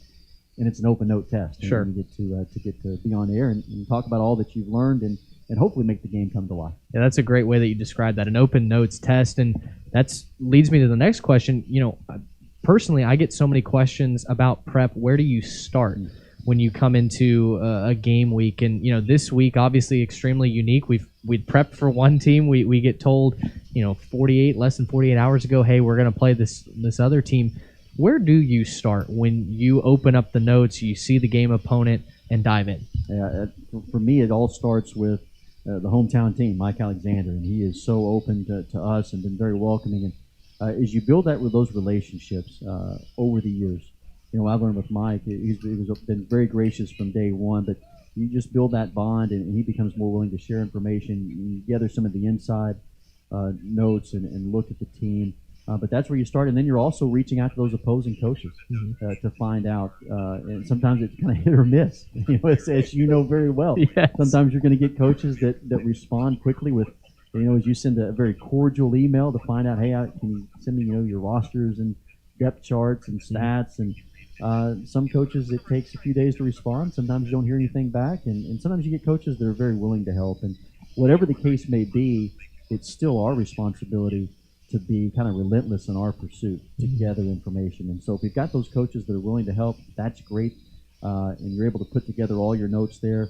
If not, then to answer your question, where do you start, where do you go, then it's, you're digging online. Thank goodness for the internet. Yeah. And you're looking through and trying to find all sorts of different storylines. I can't tell you that. Thousands of Google searches on, yes. teams, players, names. You never can tell the wormhole you're going to be going down. As you look at a certain player, you find out a note on him, and then all of a sudden you're just spinning. I'll tell you today, it fascinated me today to look back at the history of these two teams and to see that the first time they played was 1941. And then just lo and behold, hey, that was Lancaster's only undefeated regular season. Well, how neat is that? Sometimes it just all works out. But research is always something that I've enjoyed doing. There's a number of different ways to do it.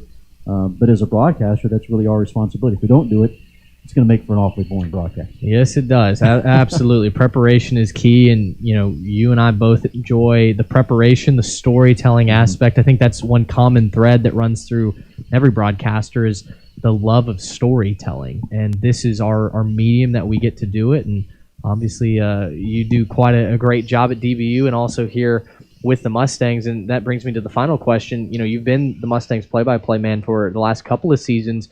You've gotten to watch some very good teams. You've gotten to see some very, very good players for the Mustangs. What has that been like, getting to be the play-by-play man for Grapevine, and maybe what do you look back on most fondly? Yeah, I think high school football is at its purest form. And that to me, I get so much joy from watching high school football. I love the college game. I can be honest with you, I don't watch a whole lot of the pro game like I used to. Yeah. But there's so many. I love to watch how kids develop through the years, and I think part of me that's the coach in me. That's one thing I always liked as a coach. You'd see a freshman come in, and then over the course of 4 years, you would see how he would develop and mature. And it's been fun to watch that with Grapevine. I think Grapevine fans will tell you Alan Bowman was one of the most phenomenal talents. He was a lot of fun to watch at the quarterback position. Now he's at Texas Tech. And I'll tell you, a guy like Cade Rhodes was one that was in the waiting wings for several years under Bowman. He always had that backup role. He would come in and some mop-up duty. But you started to watch him just develop over the course of 3 years. And all of a sudden, he gets his shot as a senior. And that's a lot of fun when you see a kid like that who's developed over time. Austin Alexander was like that last year as well. And that's just what's so much fun. I love to watch the development of kids and the joy that they have playing the game.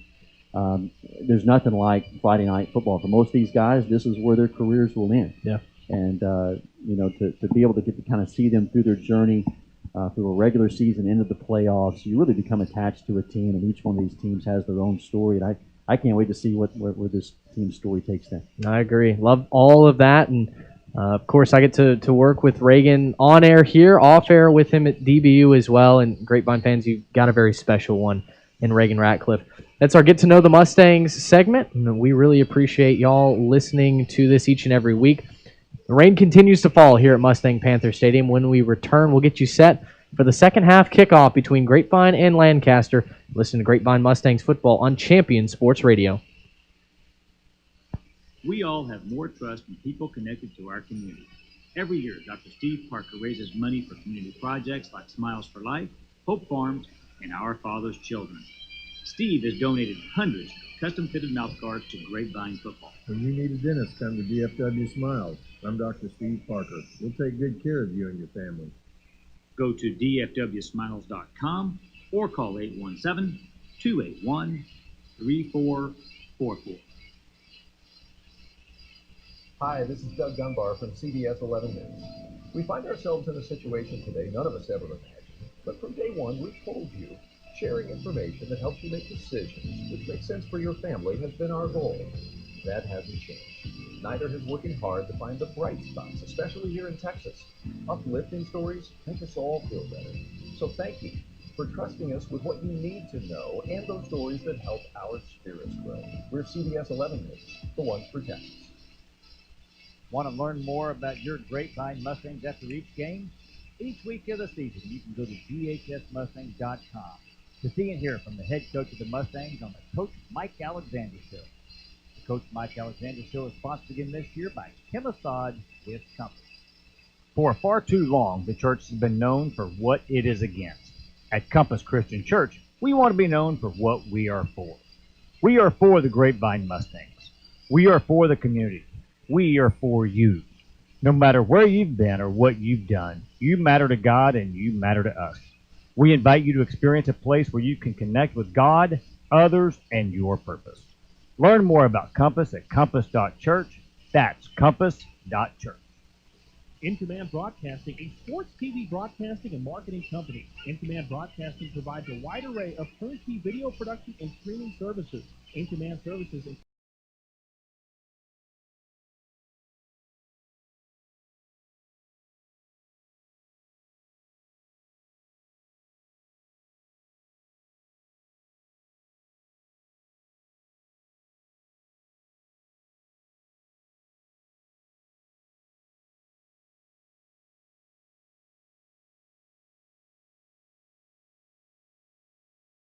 Bank. Then let me introduce you to the Greater Dallas Youth Orchestra. The GDYO provides music education and performance opportunities for musically talented youth, but this is no kids concert. The GDYO comprises 7 different ensembles made up of over 425 talented musicians ages 8 to 18, representing more than 50 communities in North Texas. You won't believe how amazing these ensembles sound until you hear it for yourself. So join them for one of their concerts at the Meyerson Symphony Center or Dallas City Performance Hall. For more information on how to make a donation, as well as a listing of upcoming GDYO concerts, visit gdyo.org. And if you know a talented young musician interested in an unbelievable experience, auditions take place in the spring. Connect with the Greater Dallas Youth Orchestra on Facebook, Twitter, LinkedIn, and at gdyo.org.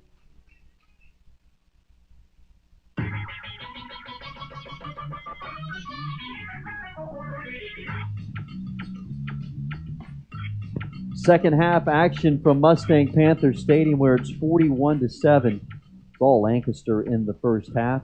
Reagan Ratcliffe along with Mitch Mason getting set for second half action. And as we get set for the second half, Mustangs will receive. And What are you looking for here in the final 2 quarters, Nick? Well, we talked about it off the top of the broadcast. Get out of this game healthy. That's the first objective if you're Grapevine. The other thing, you're just looking for meaningful reps at this point. We were talking about just a second ago off air. You don't know if this game is going to count or not. It certainly doesn't have any meaningful ramifications when it comes to playoff seeding. It's a non-district game. And so making sure that you're, getting some of the finer points dialed in. Open field tackling was one thing that Mike Alexander had hinted on. I think you want to see the offense maybe getting a little bit of a rhythm. But other than that, just weather the actual storm that is blowing through here and get to the end of the game healthy. Yeah, you're right. Sheets of rain right now falling here at Mustang Panther Stadium. Had a pretty good mist at pregame, and then some of that rain started to fall again. Latter part of the first half, it's really coming down now. Garza's kick right to left comes down to the hands of Parker Polk. The 15 straight ahead, 20, 25, 30, and popped it about the 34. Still driving his feet to the 35-yard line is where Grapevine will open up this second half. A decent field position. Here comes Max Cowgill and company. Grapevine offensively in the first half, their only touchdown was on their second possession, a 42-yard touchdown strike. Cowgill to Elijah Steele. It was Cowgill's 21st touchdown pass of the year and Steele's 4th touchdown reception. Other than that, they had a couple of 3-and-outs. They turned it over on downs. They also punted 3 times, and then a couple of interceptions, both by Princeton Ward, a 6'2", 200-pound senior safety. Now on 1st and 10 to the ground to Hada, and he was blasted as soon as he got the ball. Well, he met Thomas Gord, all 5'11", 310 pounds with him, along with DeMarcus Piper after a gain of 1. It'll be really interesting to see what kind of offers Thomas Gord has come this time next year when he's a senior. He's not tall. He's not your traditional defensive line build, I guess, but there's got to be somewhere that he's going to end up playing for on Saturday. 5'11", 310. Here he comes on straight up the middle on this pass from Cowgill. He's on the sideline, incomplete. Gord just sort of shove his men to the side, getting Cowgill close. He's complete 3rd and 9 after the third. There's one criticism I've had of the Mustang offense. It's been that Cowgill, when he does throw those deep routes, he's not throwing it with a ton of touch. It's just kind of as hard as he can throw it. And so far, we've seen him miss his receivers long just about every single time. If he could find a way to rein that in here somewhat in the second half, I think that'd be a huge win for the Mustangs. 3rd and 9, Cowgill out of the...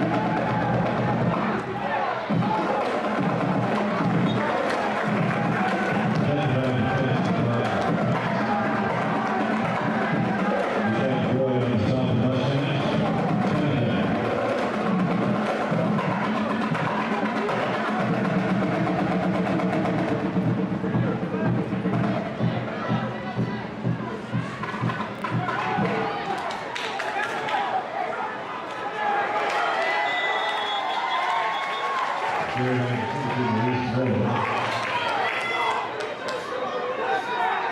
Field, the first contact for first down Titans.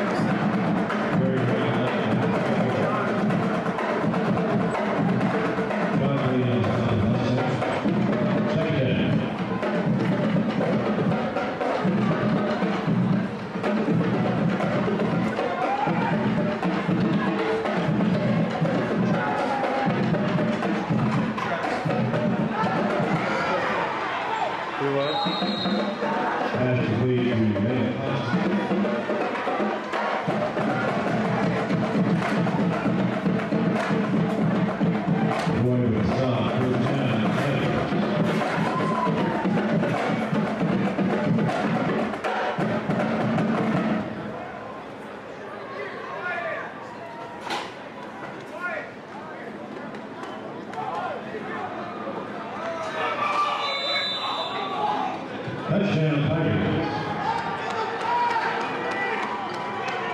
Added record, Tigers touchdown.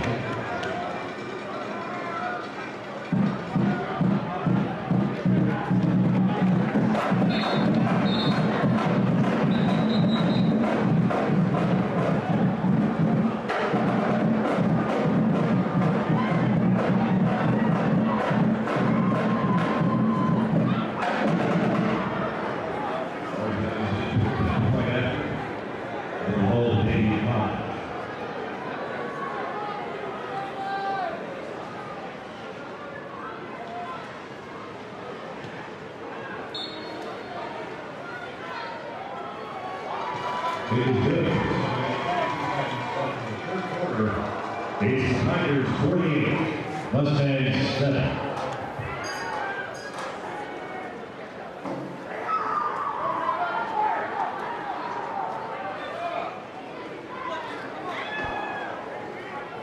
Grapevine cheer, we'd like to thank today's sponsors. They include legacy sponsor Spirit lead sponsors, Landers and Dave Martin and Stud Roofing, and titanium sponsors Humphrey and Associates, Brandon McCarthy and Eric Allen, Ken Hill, Lee Law Firm, Classic Chevrolet, and Jason Goodley Agency nationwide. Go Mustang!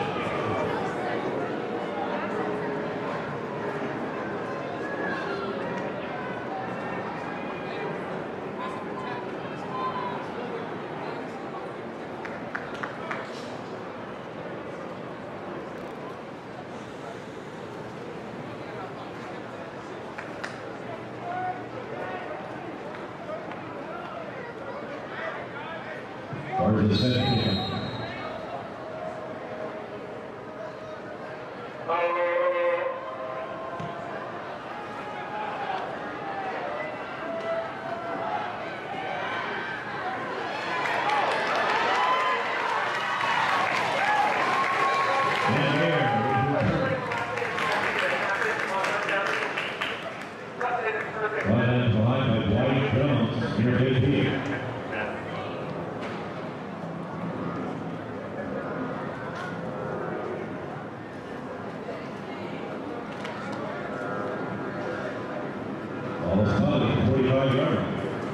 First down, Mustang.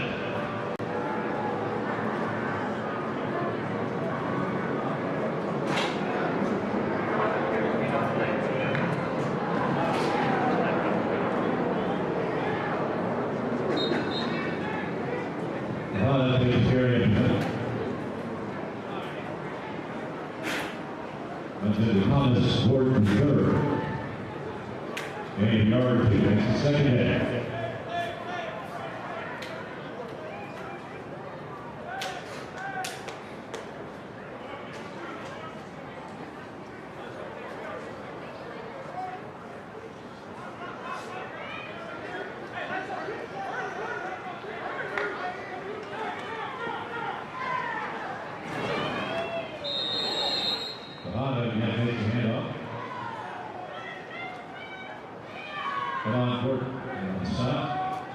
Third down, Mustang.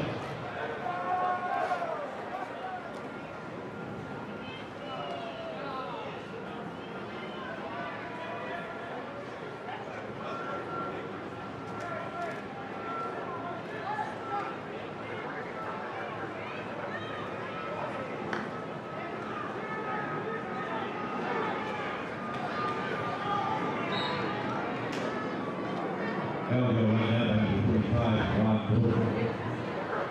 Fourth down.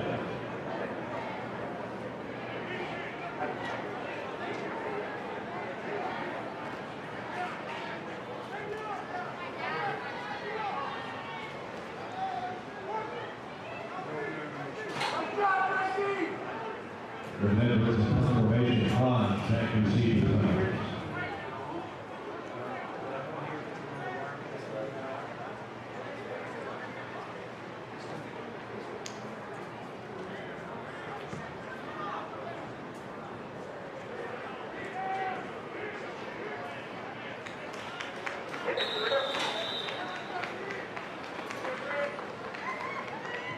Take his down to the 9, David Campbell.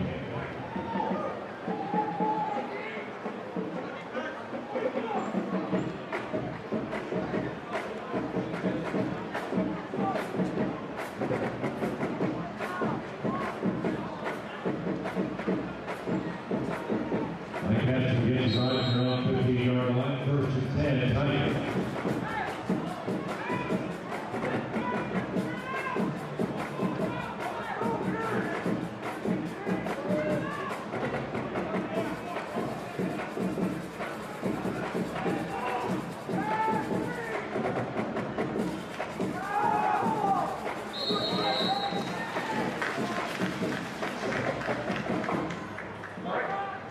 Reception by the 12, Crenshaw, brought down by Gibbs.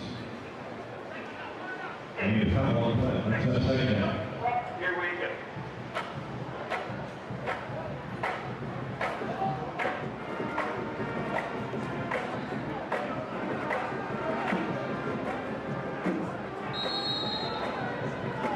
That right, speed hands on two, takes off around the right. And that outside the 37 Tyler Gibbs.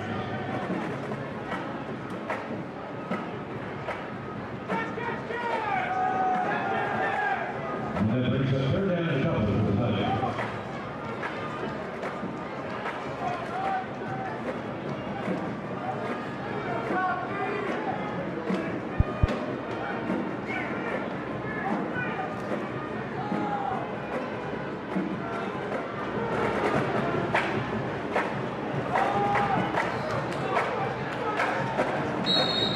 And off to the one, that is record. That is like 8 Keeling for Mustangs, first down, Tigers.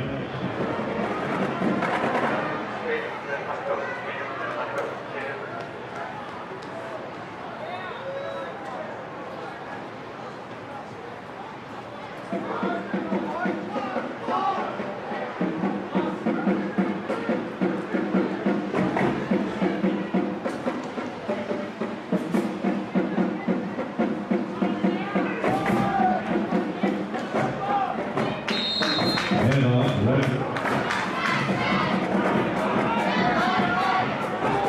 That might be 37 Tyler Gibbs. 30 yards. Second down.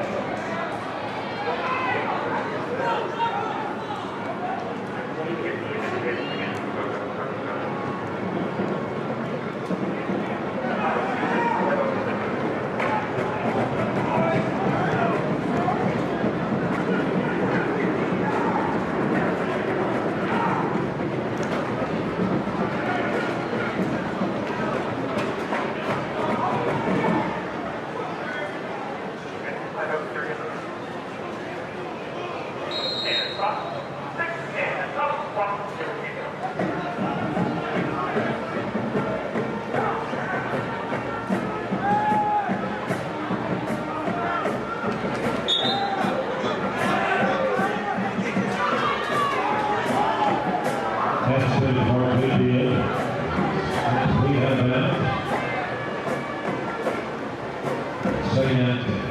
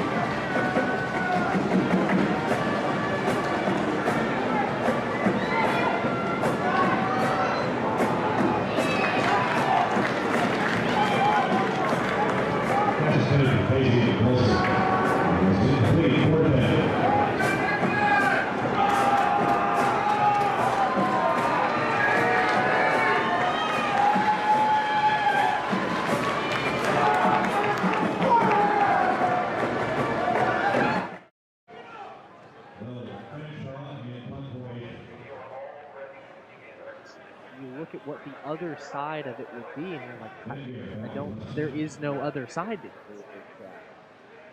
There's the punt. Only the second time today that Lancaster has punted. Nice punt. Comes down to 35-yard line. Third caught by Ben Dare. The first down and 10. 3:39 to go in the third quarter. Let me get back to that point before Jackson Scarborough had that ridiculous penalty thrown on him. Really threw off our train of thought. I'll tell you the route here for Grapevine. We do know this. They will host round one of the playoffs. Don't know the date yet, but in a couple of weeks they will host, being the district champion, they will host the first round, and they'll face the number 4 team out of the district that they match up with. But let's take a look here at the top 10 in Class 5A Division II, just to tell you some of the teams that might await Grapevine. Here's a handoff at the hottest. Start left, comes back right. He gets to the bottom of the numbers, turns the corner, 45-50 down the sideline. He's still in. Now they're going to call him out of bounds. I thought he... 45. They're going to say that the hottest stepped out at the 45-yard line. Boy, he may have had 2,000 yards rushing in his career. His sides, if he broke that one down the sideline. He did. He needed 109 yards today to eclipse that mark, and he may have gotten it right there. He needed 6 more inches of a sideline, and he was gone. First down, and you got a number of backups in here for Lancaster as Cowgill steps up, going for it all. Steals down there, has got the catch of the 10-5 touchdown. Second touchdown reception today for Elijah Steele, his 5th of the year. Great throw by Max Cowgill as he put it on the money, and the Mustangs have their second score of the day. Well, and if you're listening to us, you've been hearing us describe the status of this weather. If you're watching on the stream, the camera just showed how hard the rain is coming down. That was a perfect throw. The first touchdown pass, 42 yards. That one, a 45-yard strike. Absolutely not a thing that you could criticize with that pass. Great route run by Steele. Better throw there by Cowgill, and Grapevine gets on the board here in the second half. Elijah Steele is having himself a career day as this extra point is good off the leg of Braxton Russell. Steele's well over 100 yards today. Touchdown catches of 42 and 45. His season high coming in today was 69 yards on 6 catches against Byron Nelson. He has completely surpassed that. He's having a big day in the passing game. 48-14, though. Lancaster leading with 3:21 to go in the third on Champion Sports Radio. Time and a place for everything. As you'll see, projections for the next quarter are... He shoots, he scores! 2 points for team middle management. The office is not one of them. Jack, can I see you in my office? No pouting, it's your ball. Let's see what you got. But Whirly Ball is. For corporate events, team building, and private parties, Whirly Ball in Hearst and Plano is electric fun. Test your skills on the arcade games. Zip around in your Whirly Bug for a Whirly Ball competition. Or play the most affordable laser tag in the city. Learn more at whirlyball.info. If you need a... Grapevine answers back here in the third quarter. Into the third quarter is a 45-yard touchdown pass from Max Cowgill to Elijah Steele. Gives the Grapevine Mustangs a little bit of hope here. It's 48-14 with 3:21 left to go in the third quarter as the rain continues to pour. Braxton Russell to kick it off. Left to right from the 40-yard line. Senior right-footed kicker. got a booming leg. Really not much breeze at all to speak of today as he drives this one into the rain. It'll come down at the 5-yard line. It'll actually bounce back, and it's fielded by Thompson running to his left. He's got some blockers in front, slips and falls. Ball's on the turf. Here comes a flag that flew in on the near sideline from about the 50-yard line, about 30 yards away from the play. And I think Lancaster may have gotten on the football. That was that the back judge that threw that? I'm I'm not sure who. That was a heck of a toss. We talked about that a couple of weeks ago. Right. I think that's got to be against Lancaster because Mustang, Latham Way got thrown to the turf. Yeah. That's a holding call. That was one of the most aggressive holding calls I've ever seen. This will back Lancaster up. And what an impressive throw by that back judge. I mean, he came in from the 50-yard line. That flag landed about the 25. We're compiling an all-district team of officials right now with their arm strength. There's 3:11 to go in the third. Tigers will have it at their own 10-yard line. Thanks today to Steve Watson at Whirly Ball for sponsoring our broadcast. Corporate events, team building, and private parties are always more fun when you're zipping around in a Whirly Bug, and they have the most affordable laser tag in town. As here's a first down and 10 handoff. DQ James around the corner, broke tackles. Now he's down the sideline. 40-50, broke another tackle. He's into the clear. Down the sidelines and in for 6. Wow. There are no flags. What an impressive run by DQ James. He has broken off runs today of 85, 68, and 90. Oh, my goodness. Lancaster doesn't publicize their stats. We looked everywhere looking for that, and they are more secure than a bank vault. But I would love to know what his rushing stats with the numbers that they've put up offensively. I mean, 1,500 yards, maybe somewhere between 1,500, maybe even 2,000 yards. Yeah. If he's run like this, it's not out of the question. Oh, absolutely. And this has been, without question, probably the best defense that they've played all year. Oh, yeah, sure. He's well over 200 today. Yeah. Well over 200. He broke impressive running back. 3 tackles on his way to the sideline, turned the sideline, hit the Jets, and then beat the safety, wrestled out of an arm tackle, stayed inbounds along the sideline, and there's nothing else you can say about that. That was maybe the most impressive run we've seen all season. Oh, absolutely. He was in the back of beyond the back of the end zone, about 10 yards laying on his back. Now, the Lancaster training staff came over to attend to him. Good news is he is up and walking off on his own accord. Really, for both teams today, you just want to see both teams get out of here healthy. Yes. You do not want to see, I mean, for DQ James, for Chris Gilbert, and I'll say this, I think Chris Gilbert, I had a chance to watch a lot on him in our preparation in the last 48 hours for this game. We talk a lot about Mike Alexander, the class act that he is. Chris Gilbert is right there with him. The Tigers have got themselves one of the best coaches in the state of Texas, and he's turned this program around. For him, you want to make sure that they get everybody out of this game healthy. Sure. Because they've got very well could be a team that could be playing for a state title game at AT&T Stadium. The extra point is no good. 2 missed extra points today for the Tigers. And that's just one of the only things that have gone wrong today. 54-14 Lancaster, 2:55 to play in the third. This is Mustangs football on Champion Sports Radio. All of us with an amazing quality of life, including an affordable cost of living, outstanding schools, unbelievable cultural opportunities, and the best sports around. But we also have to put up with severe storms.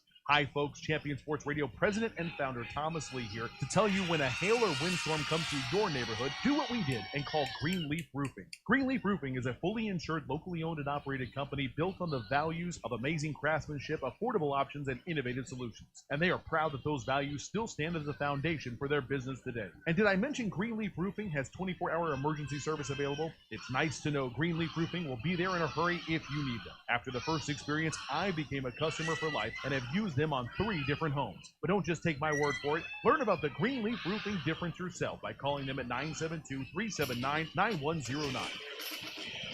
Well, DQ James probably isn't going to set the same stat line that the Buffalo University running back did today. 409 yards and 8 touchdowns in that MAC game, but he's going to be close. His, fourth touchdown scamper of the day. That one for 90 yards as the kicker slips during the kickoff. It's all Lancaster, folks. Now Grapevine bobbles on the return. And then taking out the 22 comes a flag, came in flying late. I believe on the return, Caden Cook, sophomore who's up from the JV, had that one go off of his chest and then was able to get his hands back on it. Mustangs bringing up a number of players today from the JV just to possibly get some work here late in this ball game. See what that flag was and where Mustangs will start their offensive possession. I can tell you this, Lancaster today, 8 touchdowns in 11 of their possessions. Yikes. Mustangs have had the ball 10 times. They've scored twice, both on touchdown passes from Max Calgill to Elijah Steele, and both over 40 yards. And the penalty's on Grapevine, and it'll back them up back to the 13-yard line is where they'll start this drive. Now, this is going to sound tongue-in-cheek-esque, but if the Mustangs can hold Lancaster to less than 70 points, that is absolutely an achievement. Right. This team just doesn't stop scoring. They've scored 80-plus 3 times this season. For the Mustangs to even have a couple of punts forced is an impressive feat. Matthew DeBray is in it tied in. He's to the right side of the formation. They motion a receiver across right to left, and Ben Gare is a handoff to Hada. It pops loose at the 20, the 25 of the secondary, and he gets up to the 26. Nice running inside off that left tackle by Caleb Tejada. Good job blocking from Travis Mason and Jason Short, the center and left guard. They opened up a nice little hole. Tejada burst right through it. Big play for the Mustangs. 2:30 to go in the third. Max Calgill operates from the gun. 2 receivers wide side left, 1 right, and Matthew DeBray is the tight end to the bottom side of the formation. Handoff to Hada, running right side, met immediately. Hit in the backfield. Gain of a couple. Cortland Scott brought him down after a gain of 2. Well, earlier, just a moment ago, we were going to look at Class 5A Division II, the top 10 teams in the state, according to Dave Campbell's Texas Football. Ennis Lions are number 1 at 7-0. Then you've got Aledo, a team that Grapevine's very familiar with in the playoffs. At 6-1, that is an Aledo team that you could see possibly in around maybe 3 or 4. Here's a quick pass near side, caught. Great catch by Parker Cole. Great diving catch. At the 33, got a foot inbound. That is, for a 4-yard gain, you won't find a better catch than that. Circle that one. Right, that is a heck of an effort by Parker. Well, and worth noting, too, with the rain, a lot of these guys have shed their gloves. There was no stickum to aid Polk there. That was completely barehanded. 3rd and 4 is the inside give to Hada. Big hole into the secondary, past midfield. To the 40, 30, track down from behind, all the way to the 22-yard line. Goes Caleb Tejada on his longest run of the day.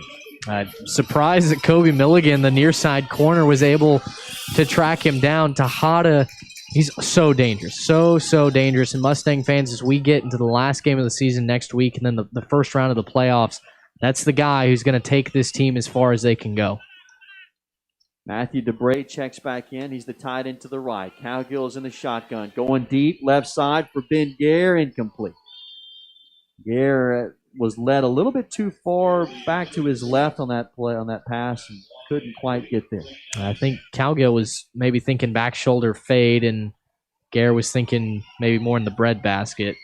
It just didn't quite get his body turned around towards that far sideline. 2nd down, 10, 1:08 to go in the third. All Lancaster at 54-14, but the Mustangs deep in Tigers territory. Calgill looks to throw. Looked left, now comes back right to Tejada. Makes the catch. He's up to the 15 near sideline, then picked up and body slammed at about the 14 in front of that Grapevine sideline. Nice gain, though, of about 8 on the play.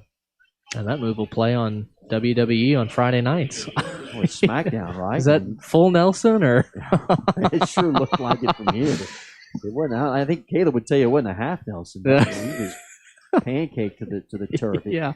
Boy, Caleb gets right back up though. 5'6", $175. He runs like he's about 6'2", 230. Mm-hmm. Powerful kid for his size. He stands to the right of Calgill in the shotgun. 2 receivers wide side left. Out of the shotgun, Calgill fires. Pass caught by a Polk at the 10 to the 5 down the sideline. Dragging a tackler. Did Polk get in? Oh, they're going to call him down at the 4. That's I had to say that he stepped out of bounds. What an effort by Parker Polk. No kidding. I mean, his jersey's 2 sizes too large now. It's been stretched out. The sophomore got it down to the 4. Now 1st and goal at the 4. Give to Tejada. He snowed under at about the 3. Polk's another one that plays so much bigger. I mean, he's a 5'6" frame. I mean, what an effort by Polk. He races now over to the right side. He's the wide side of the formation with 25 seconds on the clock. You love the effort that the Mustangs are showing, too. Not in this game to the point where they're going to mount a comeback here, but they're still playing extremely hard, even though this game doesn't have any playoff implications. From the gun, Cal Gill zips the pass incomplete, trying to find Ben Gare. In fact, Gare, the leading receiver on this team, maybe a catch today. There's a man down in the Tigers secondary. He has one. It was way back in the first quarter. That's a lot. Elijah Steele's the one that's had the big day today. Mm-hmm. Well over 100 yards, a couple of touchdown receptions, and an injury timeout. Lancaster staff will take a look at the guy in the secondary that's down. 9 seconds. We'll step aside here. 54-14, Lancaster on top late in the third. They're on Champion Sports Radio. Too long, we have been known for what we are against. Let's be known for what we are for. Go to 4dfw.com to share the good challenge and amplify the good in your community. Join the challenge today at 4dfw.com. Grapevine Mustangs win. It is what we do. Speaking of winners, Grapevine has had another winner since 1976, and that is Rick's Hardware.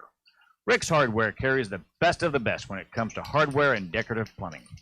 And they have an incredible showroom in Grapevine at 1200 Mentors Chapel Road, Suite 400. You can meet the friendly staff there or call them at 817-481-8807. If you have a kitchen or bath, you need to know about Rick's Hardware in Grapevine. Kobe Milligan, the injured Tiger, the corner on the near side, walks off the field on his own accord. So here we go. Third down and goal from the 4th. 9 seconds to go in this third quarter. Calgill stands in the shotgun. He's got Caleb Tejada to his right. Matthew DeBray is the H-back left. Parker Polk, short motion, right to left. Calgill play action, rolls right, throws, looking for Polk, incomplete. A little bit of contact with Polk and the defensive back on the near sideline, and there is a flag that was thrown in the end zone away from Polk. I think it's going to be pass interference. Defensive holding. So that does give Grapevine to be a fresh set of downs here. That's the one thing, that's the only thing that Lancaster has not done well today, is they have a plethora of penalties. So many just unnecessary. There was no reason to hold there in the secondary. They've had holds on returns, numerous returns that have negated those. That's something that Gilbert, I'm sure, will clean up going forward. First and goal at the 2. Polk motions right to left. Handoff. Tejada driving forward, stacked up at the goal line, gang tackled, short at the 1. And that'll leave the Mustangs about a yard short as we go to the 4th. 54-14 Lancaster as we head to the final stanza here at Mustang Panther Stadium on Champion Sports Radio. Hi, this is Doug Dunbar from CBS 11 News. We find ourselves in a situation today none of us ever imagined. But from day one, we told you, sharing information that helps you make decisions which make sense for your family has been our goal. That hasn't changed. Neither has working hard to find the bright spots, especially here in Texas. Uplifting stories make us all feel. So thank you for trusting us with what you need to know and those stories that help our spirits grow. We're CBS 11 News, the ones for Texas. Fourth quarter from Mustang Panther Stadium. The lights are on a cool fall night here in late November. The rain falling earlier, that seems to be tapered off just a bit. Still a light mist falling here at the stadium. 54-14, Tigers on top. Number 3 ranked team, Class 5A Division I. They've shown why today, really on both sides of the ball. Mustangs have had their hands full. They are knocking on the door. They've got the ball. I'm going to say Tejada got to the 2 is where he was stacked up. Gave him forward progress. So it'll be second down and goal at the 2 here for the Mustangs. You talked a moment ago about keeping Lancaster under 73 points. Hey, if the Mustangs offense can score right here, you're talking about 2 that, I mean, this is a Lancaster defense that's given up 20 total coming in. Yeah, that would literally double the amount of points scored. Given up all year. So the Mustang fans don't be down today. I mean, you're talking about playing a team that very well could play for a state title, win a state title, Division I level. I think today was a great test for Grapevine, just to know where they are get a feel for what a playoff team, really an elite playoff team may look like. Here's a handoff to Tejada, runs left, he's in untouched. Caleb's in with a touchdown, his 11th of the year. Off left tackle, 54-20 now. Great run there by Tejada. Just a little sweet play here down to the near side, and the left tackle, Drake Beckwith, sealing off that side. And the Water Bug in for another score. You're not kidding. Grapevine on such short notice to score now 20 points, 21 extra point pending, really is an enormous effort and something that they will hold their heads high going forward into this next week. That is really an impressive drive. It started back at their own 13. Braxton Russell hits the extra point. 2-yard scamper from Tejada, 54-21 Lancaster, 11:59 to go here in Grapevine tonight here on Champion Sports Radio. We all have more trust in people connected to our community. Every year, Dr. Steve Parker raises money for community projects like Smiles for Life, Hope Farms, and Our Father's Children. Steve has donated hundreds of custom-fitted mouth guards to Grapevine football. When you need a dentist, come to DFW Smiles. I'm Dr. Steve Parker. We'll take good care of you and your family. Go to dfwsmiles.com or call 817-281-3444. 87-yard drive capped off by a 2-yard touchdown scamper, the 11th of the year for Caleb Tejada. And Lancaster now leads 54-21 over the Grapevine Mustangs with 11:59 left to go in the final frame. Braxton Russell will kick it off for Grapevine, right to left. See if Chris Gilbert keeps that first team offensive unit out there. We saw them on the last drive with another touchdown run from DQ James on their last possession. James, 3 rushing touchdowns today. And they've been long scampers, 85, 68, and the most recent one went 90. James stands back at about the 7-yard line. Russell hits it end over end. It's going to come down into James's hands at the 5. Running left, 10, 15. Trying to get outside of that wall, and he is spun around at the 17. Great job by the Mustang special teams unit. With Ivan Velasquez in up top on that tackle. And the Tigers will have it 1st and 10 at their own 17. The Tigers don't look like they have a ton of guys on the bench right now, and that may be part of the depth in question, according to Coach Gilbert, but I'm really surprised that playmakers like DQ James are still out there returning kicks. That you mentioned he got spun down. It was kind of a violent spinning motion with this wet turf. You do worry a little bit about knees and ankles, and the last thing Lancaster needs is an injury to derail an inevitable playoff run. There's a handoff, and Maurice Moore plows his way ahead past the 25. He's got the first down to the 29. He is a change of pace and a bigger back. What he comes to do is a load. He listed at 5'10", 185. He looks bigger than that. I think he had a couple of plates at Thanksgiving. Right. He's heavier than 185. He got an extra serving of turkey and dressing, that's for sure. He's a big, strong-looking kid. Here's the handoff again to Moore, running left. He's hemmed in. Nice hit at the 31. Turner Kane came in there and stuck his nose in. That's a nice tackle by Kane after a gain of 2. He's got the longer hair. Talking about Moore. I'm an Aggie grad, so I've compared guys to Aggies. How about this Longhorns fan? He's got a Jamal Charles feel to him. Okay, right. 2nd down and 8 for the Tigers. The inside, I say handoff, is a play action. Jamarcus Ledet is the quarterback, and that pass incomplete, broken up at the 29-yard line. Starting to see some of these backups here for Grapevine get some playing time. That's a Hunter Lasher that came in and made a nice play. All right, now the backups for Grapevine are beating the backups from Lancaster. And speaking of backups, how about Jamarcus Ledet? Jeez, the backup quarterback for Lancaster, 6'3", 215. Yeah. If he came out here during warm-ups today and we're watching and said, man, goodness, they got a big quarterback. Strong-looking kid. He's the backup. Yeah. 6'3", 215. Here's the handoff on a stretch play to Moore, trying to turn around that corner. He does. He's hit at the 40. Popped by Shockley. Oh, what a hit. Was that Shockley? Yeah, it was Savion. No, it wasn't Savion Shockley. It was Solomon McKenzie McKenzie upended Moore. That's a first down run. That's about as excited as I've gotten for a defensive tackle after a run by the other team for a first down. McKenzie just blasted Moore. Yeah. And Solomon only stands 5'9". Got into those pads. Nice hit by Solomon. Yeah, Solomon punching above his weight right there. First down and 10 for Lancaster at their own 41, left to right. Ledet, the quarterback, give to Moore, running left.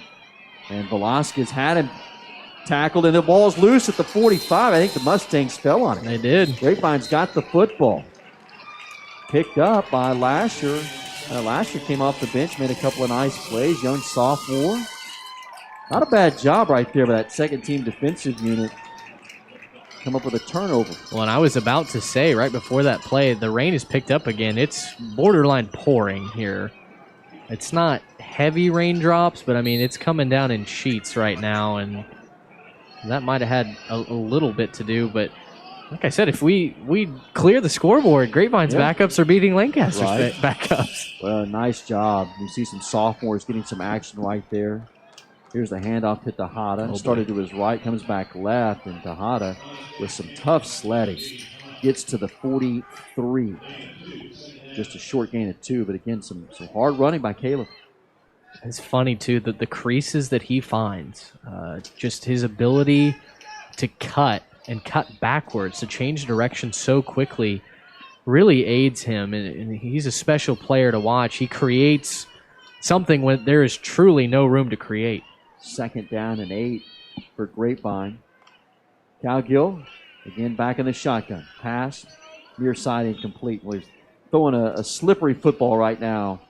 He threw it out to Miguel Novoa and incomplete around the 41. Yeah, these conditions are a passing game. It's a nightmare. Josh Logan had to come off, maybe an equipment issue with his helmet. Max Livingston, big sophomore, 6'4", 235-pounder, checks in at right tackle. 3rd and 8 now for the Mustangs, right to left at the Tigers' 43 with 7:25. The clock is rolling, and the rain is just coming down in droves right now. It makes me think, we've called games in the rain before. Have you ever called a game in the snow? No, I have not. Would love to. That would be. Well, that tells you made a deep playoff run. Here's a pass intercepted at the 46. Little screen pass was coming back for Elijah Steele, and it was picked off. They kind of threw him blindly right there by Cowgill, and it was picked off as he spun around, threw over there, and Willie Williams was standing in that direction and picked it off. Yeah, his initial read down here to the near side, I think he was looking for Ben Gare, and the near side of the line completely collapsed. There was no chance that Cowgill was going to get anything completed here, so you're right. He just kind of spun around and heaved one to the far sideline, and it was picked off. That's the 3rd interception of the day for Cowgill. He only came in with 3 on the season. Unfortunately, he's doubled that.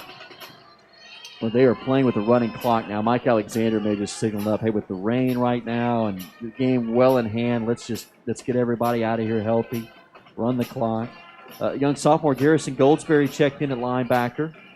You can see a handful of these youngsters playing. Here's a handoff running right. Moore bottled up at the 49. I was talking to Mike Alexander. I ask him each week, just how is your lower levels doing, the JV, the freshmen. That JV squad the junior varsity has really put together quite a year. Yep. I think their only loss maybe to Marcus. That's a Marcus, a 6A program that was undefeated. They lost to him by 1 or 2 points. Had a chance to, I think, win the game on a 2-point conversion. Yeah. They got some good young talent coming up. For the freshmen, that crew has gotten better and better each week. They've got a winning season going right now, so there's a lot to be excited about. Right now, you're seeing a number of these young sophomores on the field. Great experience for them. And here's a handoff strung out at the 47. Not much room that time. Off right tackle. Dwight Jones was running. You were talking about the size of Jamarcus Ledet, who stands at 6'3", 215, just a junior. Tell you someone who needs Ledet this week is the Denver Broncos. Is breaking news according to Adam Schefter. Every single one of the Broncos quarterbacks ineligible to play this week after being exposed to COVID-19. But John Elway is not forfeiting the game. Is he going to play? That's supposedly Royce Freeman is supposedly their emergency quarterback. Is John Elway going to play? Oh, well. It's a handoff to the 35. Little one-day contract. Good gracious. What do you want him to do? Wow, how about that? So emergency contract. What a year. That's a tough seed. My goodness, right? So if you bet ahead of time on the Broncos, oh my, just go ahead and budget out that money. It's not coming back. No doubt. Oh my goodness. That's a bad beat. That is a bad beat. Oh yeah, they would gladly take a Jamarcus Ledet right now. They take Jamarcus Russell. For sure. Here's a handoff, running right. Get outside and then plowing his way to the 31 goes Dwight Jones. Again, a 3 and the clock rolling inside 4 minutes. That story of him with the Raiders being given empty game tapes and being told to come back and tell us the next day what blitz packages were on them. Maybe my favorite NFL story. He'd come back the next day, nothing on the game film. They knew he wasn't watching film. So just to confirm it, they'd give him empty VHS tapes. And he'd come back the next day and, yeah, they ran this blitz and that blitz, and they were bringing... That's when you know you're in trouble. Your career's over. Right. Great setup, great plan. Yeah, Coaching absolutely. Staff, right? 2nd and 5. Here's Jones again, straight ahead, off left tackle to the 30. My question is, how does the scouting department miss that? Yeah. Hey, this guy just really doesn't love to study tape. I don't know what else to tell you. For sure. That's what those guys get caught up with, all the Yeah. the intangibles. Hey, this guy's got it all. Cannon Well, I mean, arm. He's 6'5". yeah. Did he Gotta win? dig a little deeper. Did he win a national championship at LSU? No. Just looked the part. Just looked the part. He could sling that ball, cannon for an arm. Yeah. But you got to go deeper and look beyond just those intangibles. Yeah. The 3rd and 3. To give, running right, breaking tackles at the 25-20, cutting back. Jones is down inside the 10, all the way to the 6-yard line. Man, McKenzie is lowering the lumber here tonight. I mean, that's the second time that he's decleated a guy. I think someone actually is decleated. Is that a towel or a shoe here on the 25? Sure looked like it. Yeah, down here about the 25-yard line. If that's a shoe, that's about a size 16. Yeah, I don't think Joe Amos, a big 6'6", 325-pound tackle, is still out there. Yeah. There's a zone read. Ledet keeps it. Started left, coming back right. 10-5, and the 6'3", 215-pound quarterback is in. He can move. That's 60 points on the board now for Lancaster as the clock rolls with 1:50 to play. Well, good for Lancaster. I say that Amos is not on the field. I think he still is, isn't he? He sure is. Yeah, he's 73. I don't think they, looking at their sideline, I don't think they have... They may not have a backup the line. depth, yeah. There's not one listed. They gave us one backup that was listed on their depth chart when Chris Gilbert sent us that document. So that may be it. That truly may be it. There's the extra point from Garza. And it is good. So it's 61-21, 1:48 to play in this ball game. Clock will stop now as these two teams will at least pause for the kickoff coming up. We'll go ahead and just keep it here. Well, the Mustangs will get ready for O.D. Wyatt. Well, that'll be a complete change of pace next week. It's a Wyatt team that's won one game. And I think it was over Trimble Tech. Wait, was that it might have been a forfeit. It may have been. I think it was Trimble Tech has forfeited 2 games. I need to go back and look. Yeah. I don't want to say that right now and just completely take something away from O.D. Wyatt, but there is a good possibility that their one win was a forfeit. I mean, let's be honest. O.D. Wyatt has been a tough year. It's been a tough year. It's been a tough year. So, well, that'll be at Clark Stadium on Friday night, and that will be their final tune-up. Again, Grapevine fans, 61-21 tonight. I think more than anything, you got to feel at least just playoff type atmosphere tonight. Sure. I know they're not Saturday afternoon game. Yeah, absolutely. Late November. And normally we would be having the playoffs going on this time of year. And you're not going to see a team like this at least for a few rounds deep into the playoffs. Yeah. What, Alito probably is the first team that comes to mind? You're going to catch the number 4 team out of the district that you match up with. Good chance if you win that one, you're probably going to see a team from the El Paso area in round 2. Not a knock on El Paso teams, but historically, they've not made deep runs. As here's a squib kick at the 25, picked up running left to the 30, 35, 40. Nice run by, again, another sophomore, Caden Cook, on the return. So, it's not a given you can get to the 3rd round, but I think if that is maybe an Alito that you see there, or in this, I mean, yeah, then now you've got a feel, but you've got something to compare it to now. This team has really not been challenged since, truly probably since the Byron Nelson game. Sure. Colleyville Heritage. Yeah. That was months ago. Well, in the Byron Nelson game, I truly felt like you should have won that game. Yeah. So I think Colleyville Heritage is probably a better comp there. Cole Mercer is now in the game, and the inside handoff goes up to the 44. Running that time for Grapevine and checking in Victor De La Cruz, 5'9", 170-pound sophomore. The legal subs. Hey, there we go. There was a Tiger who ran on right before the snap, and I did wonder if that was what the flag was going to be.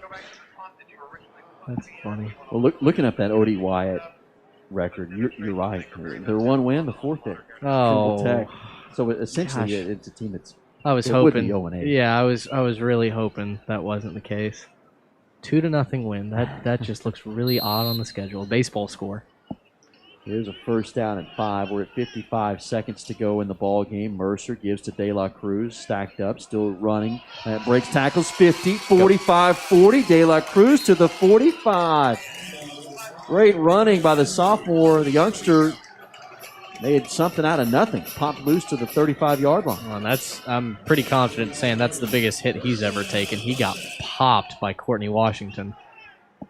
Starting middle linebacker for the Tigers. Who's now playing corner. Yeah. So Mercer on the zone read around the corner, 35, trying to get around to the 34, track down from behind.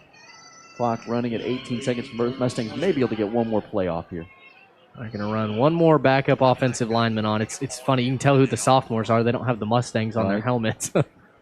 And nearly a solid crew of Mustangless helmets out there. It's like a red pin state. The 34-yard line. Mercer gives to De La Cruz to the 30, 25, and whip down at the 25-yard line. That's going to do it. 61-21, the final today. The Lancaster Tigers a win over the Grapevine Mustangs, but a great tune-up today as this Mustangs team gets ready for the playoffs. We'll take a break. The post-game show's coming your way next here on Champion Sports Radio.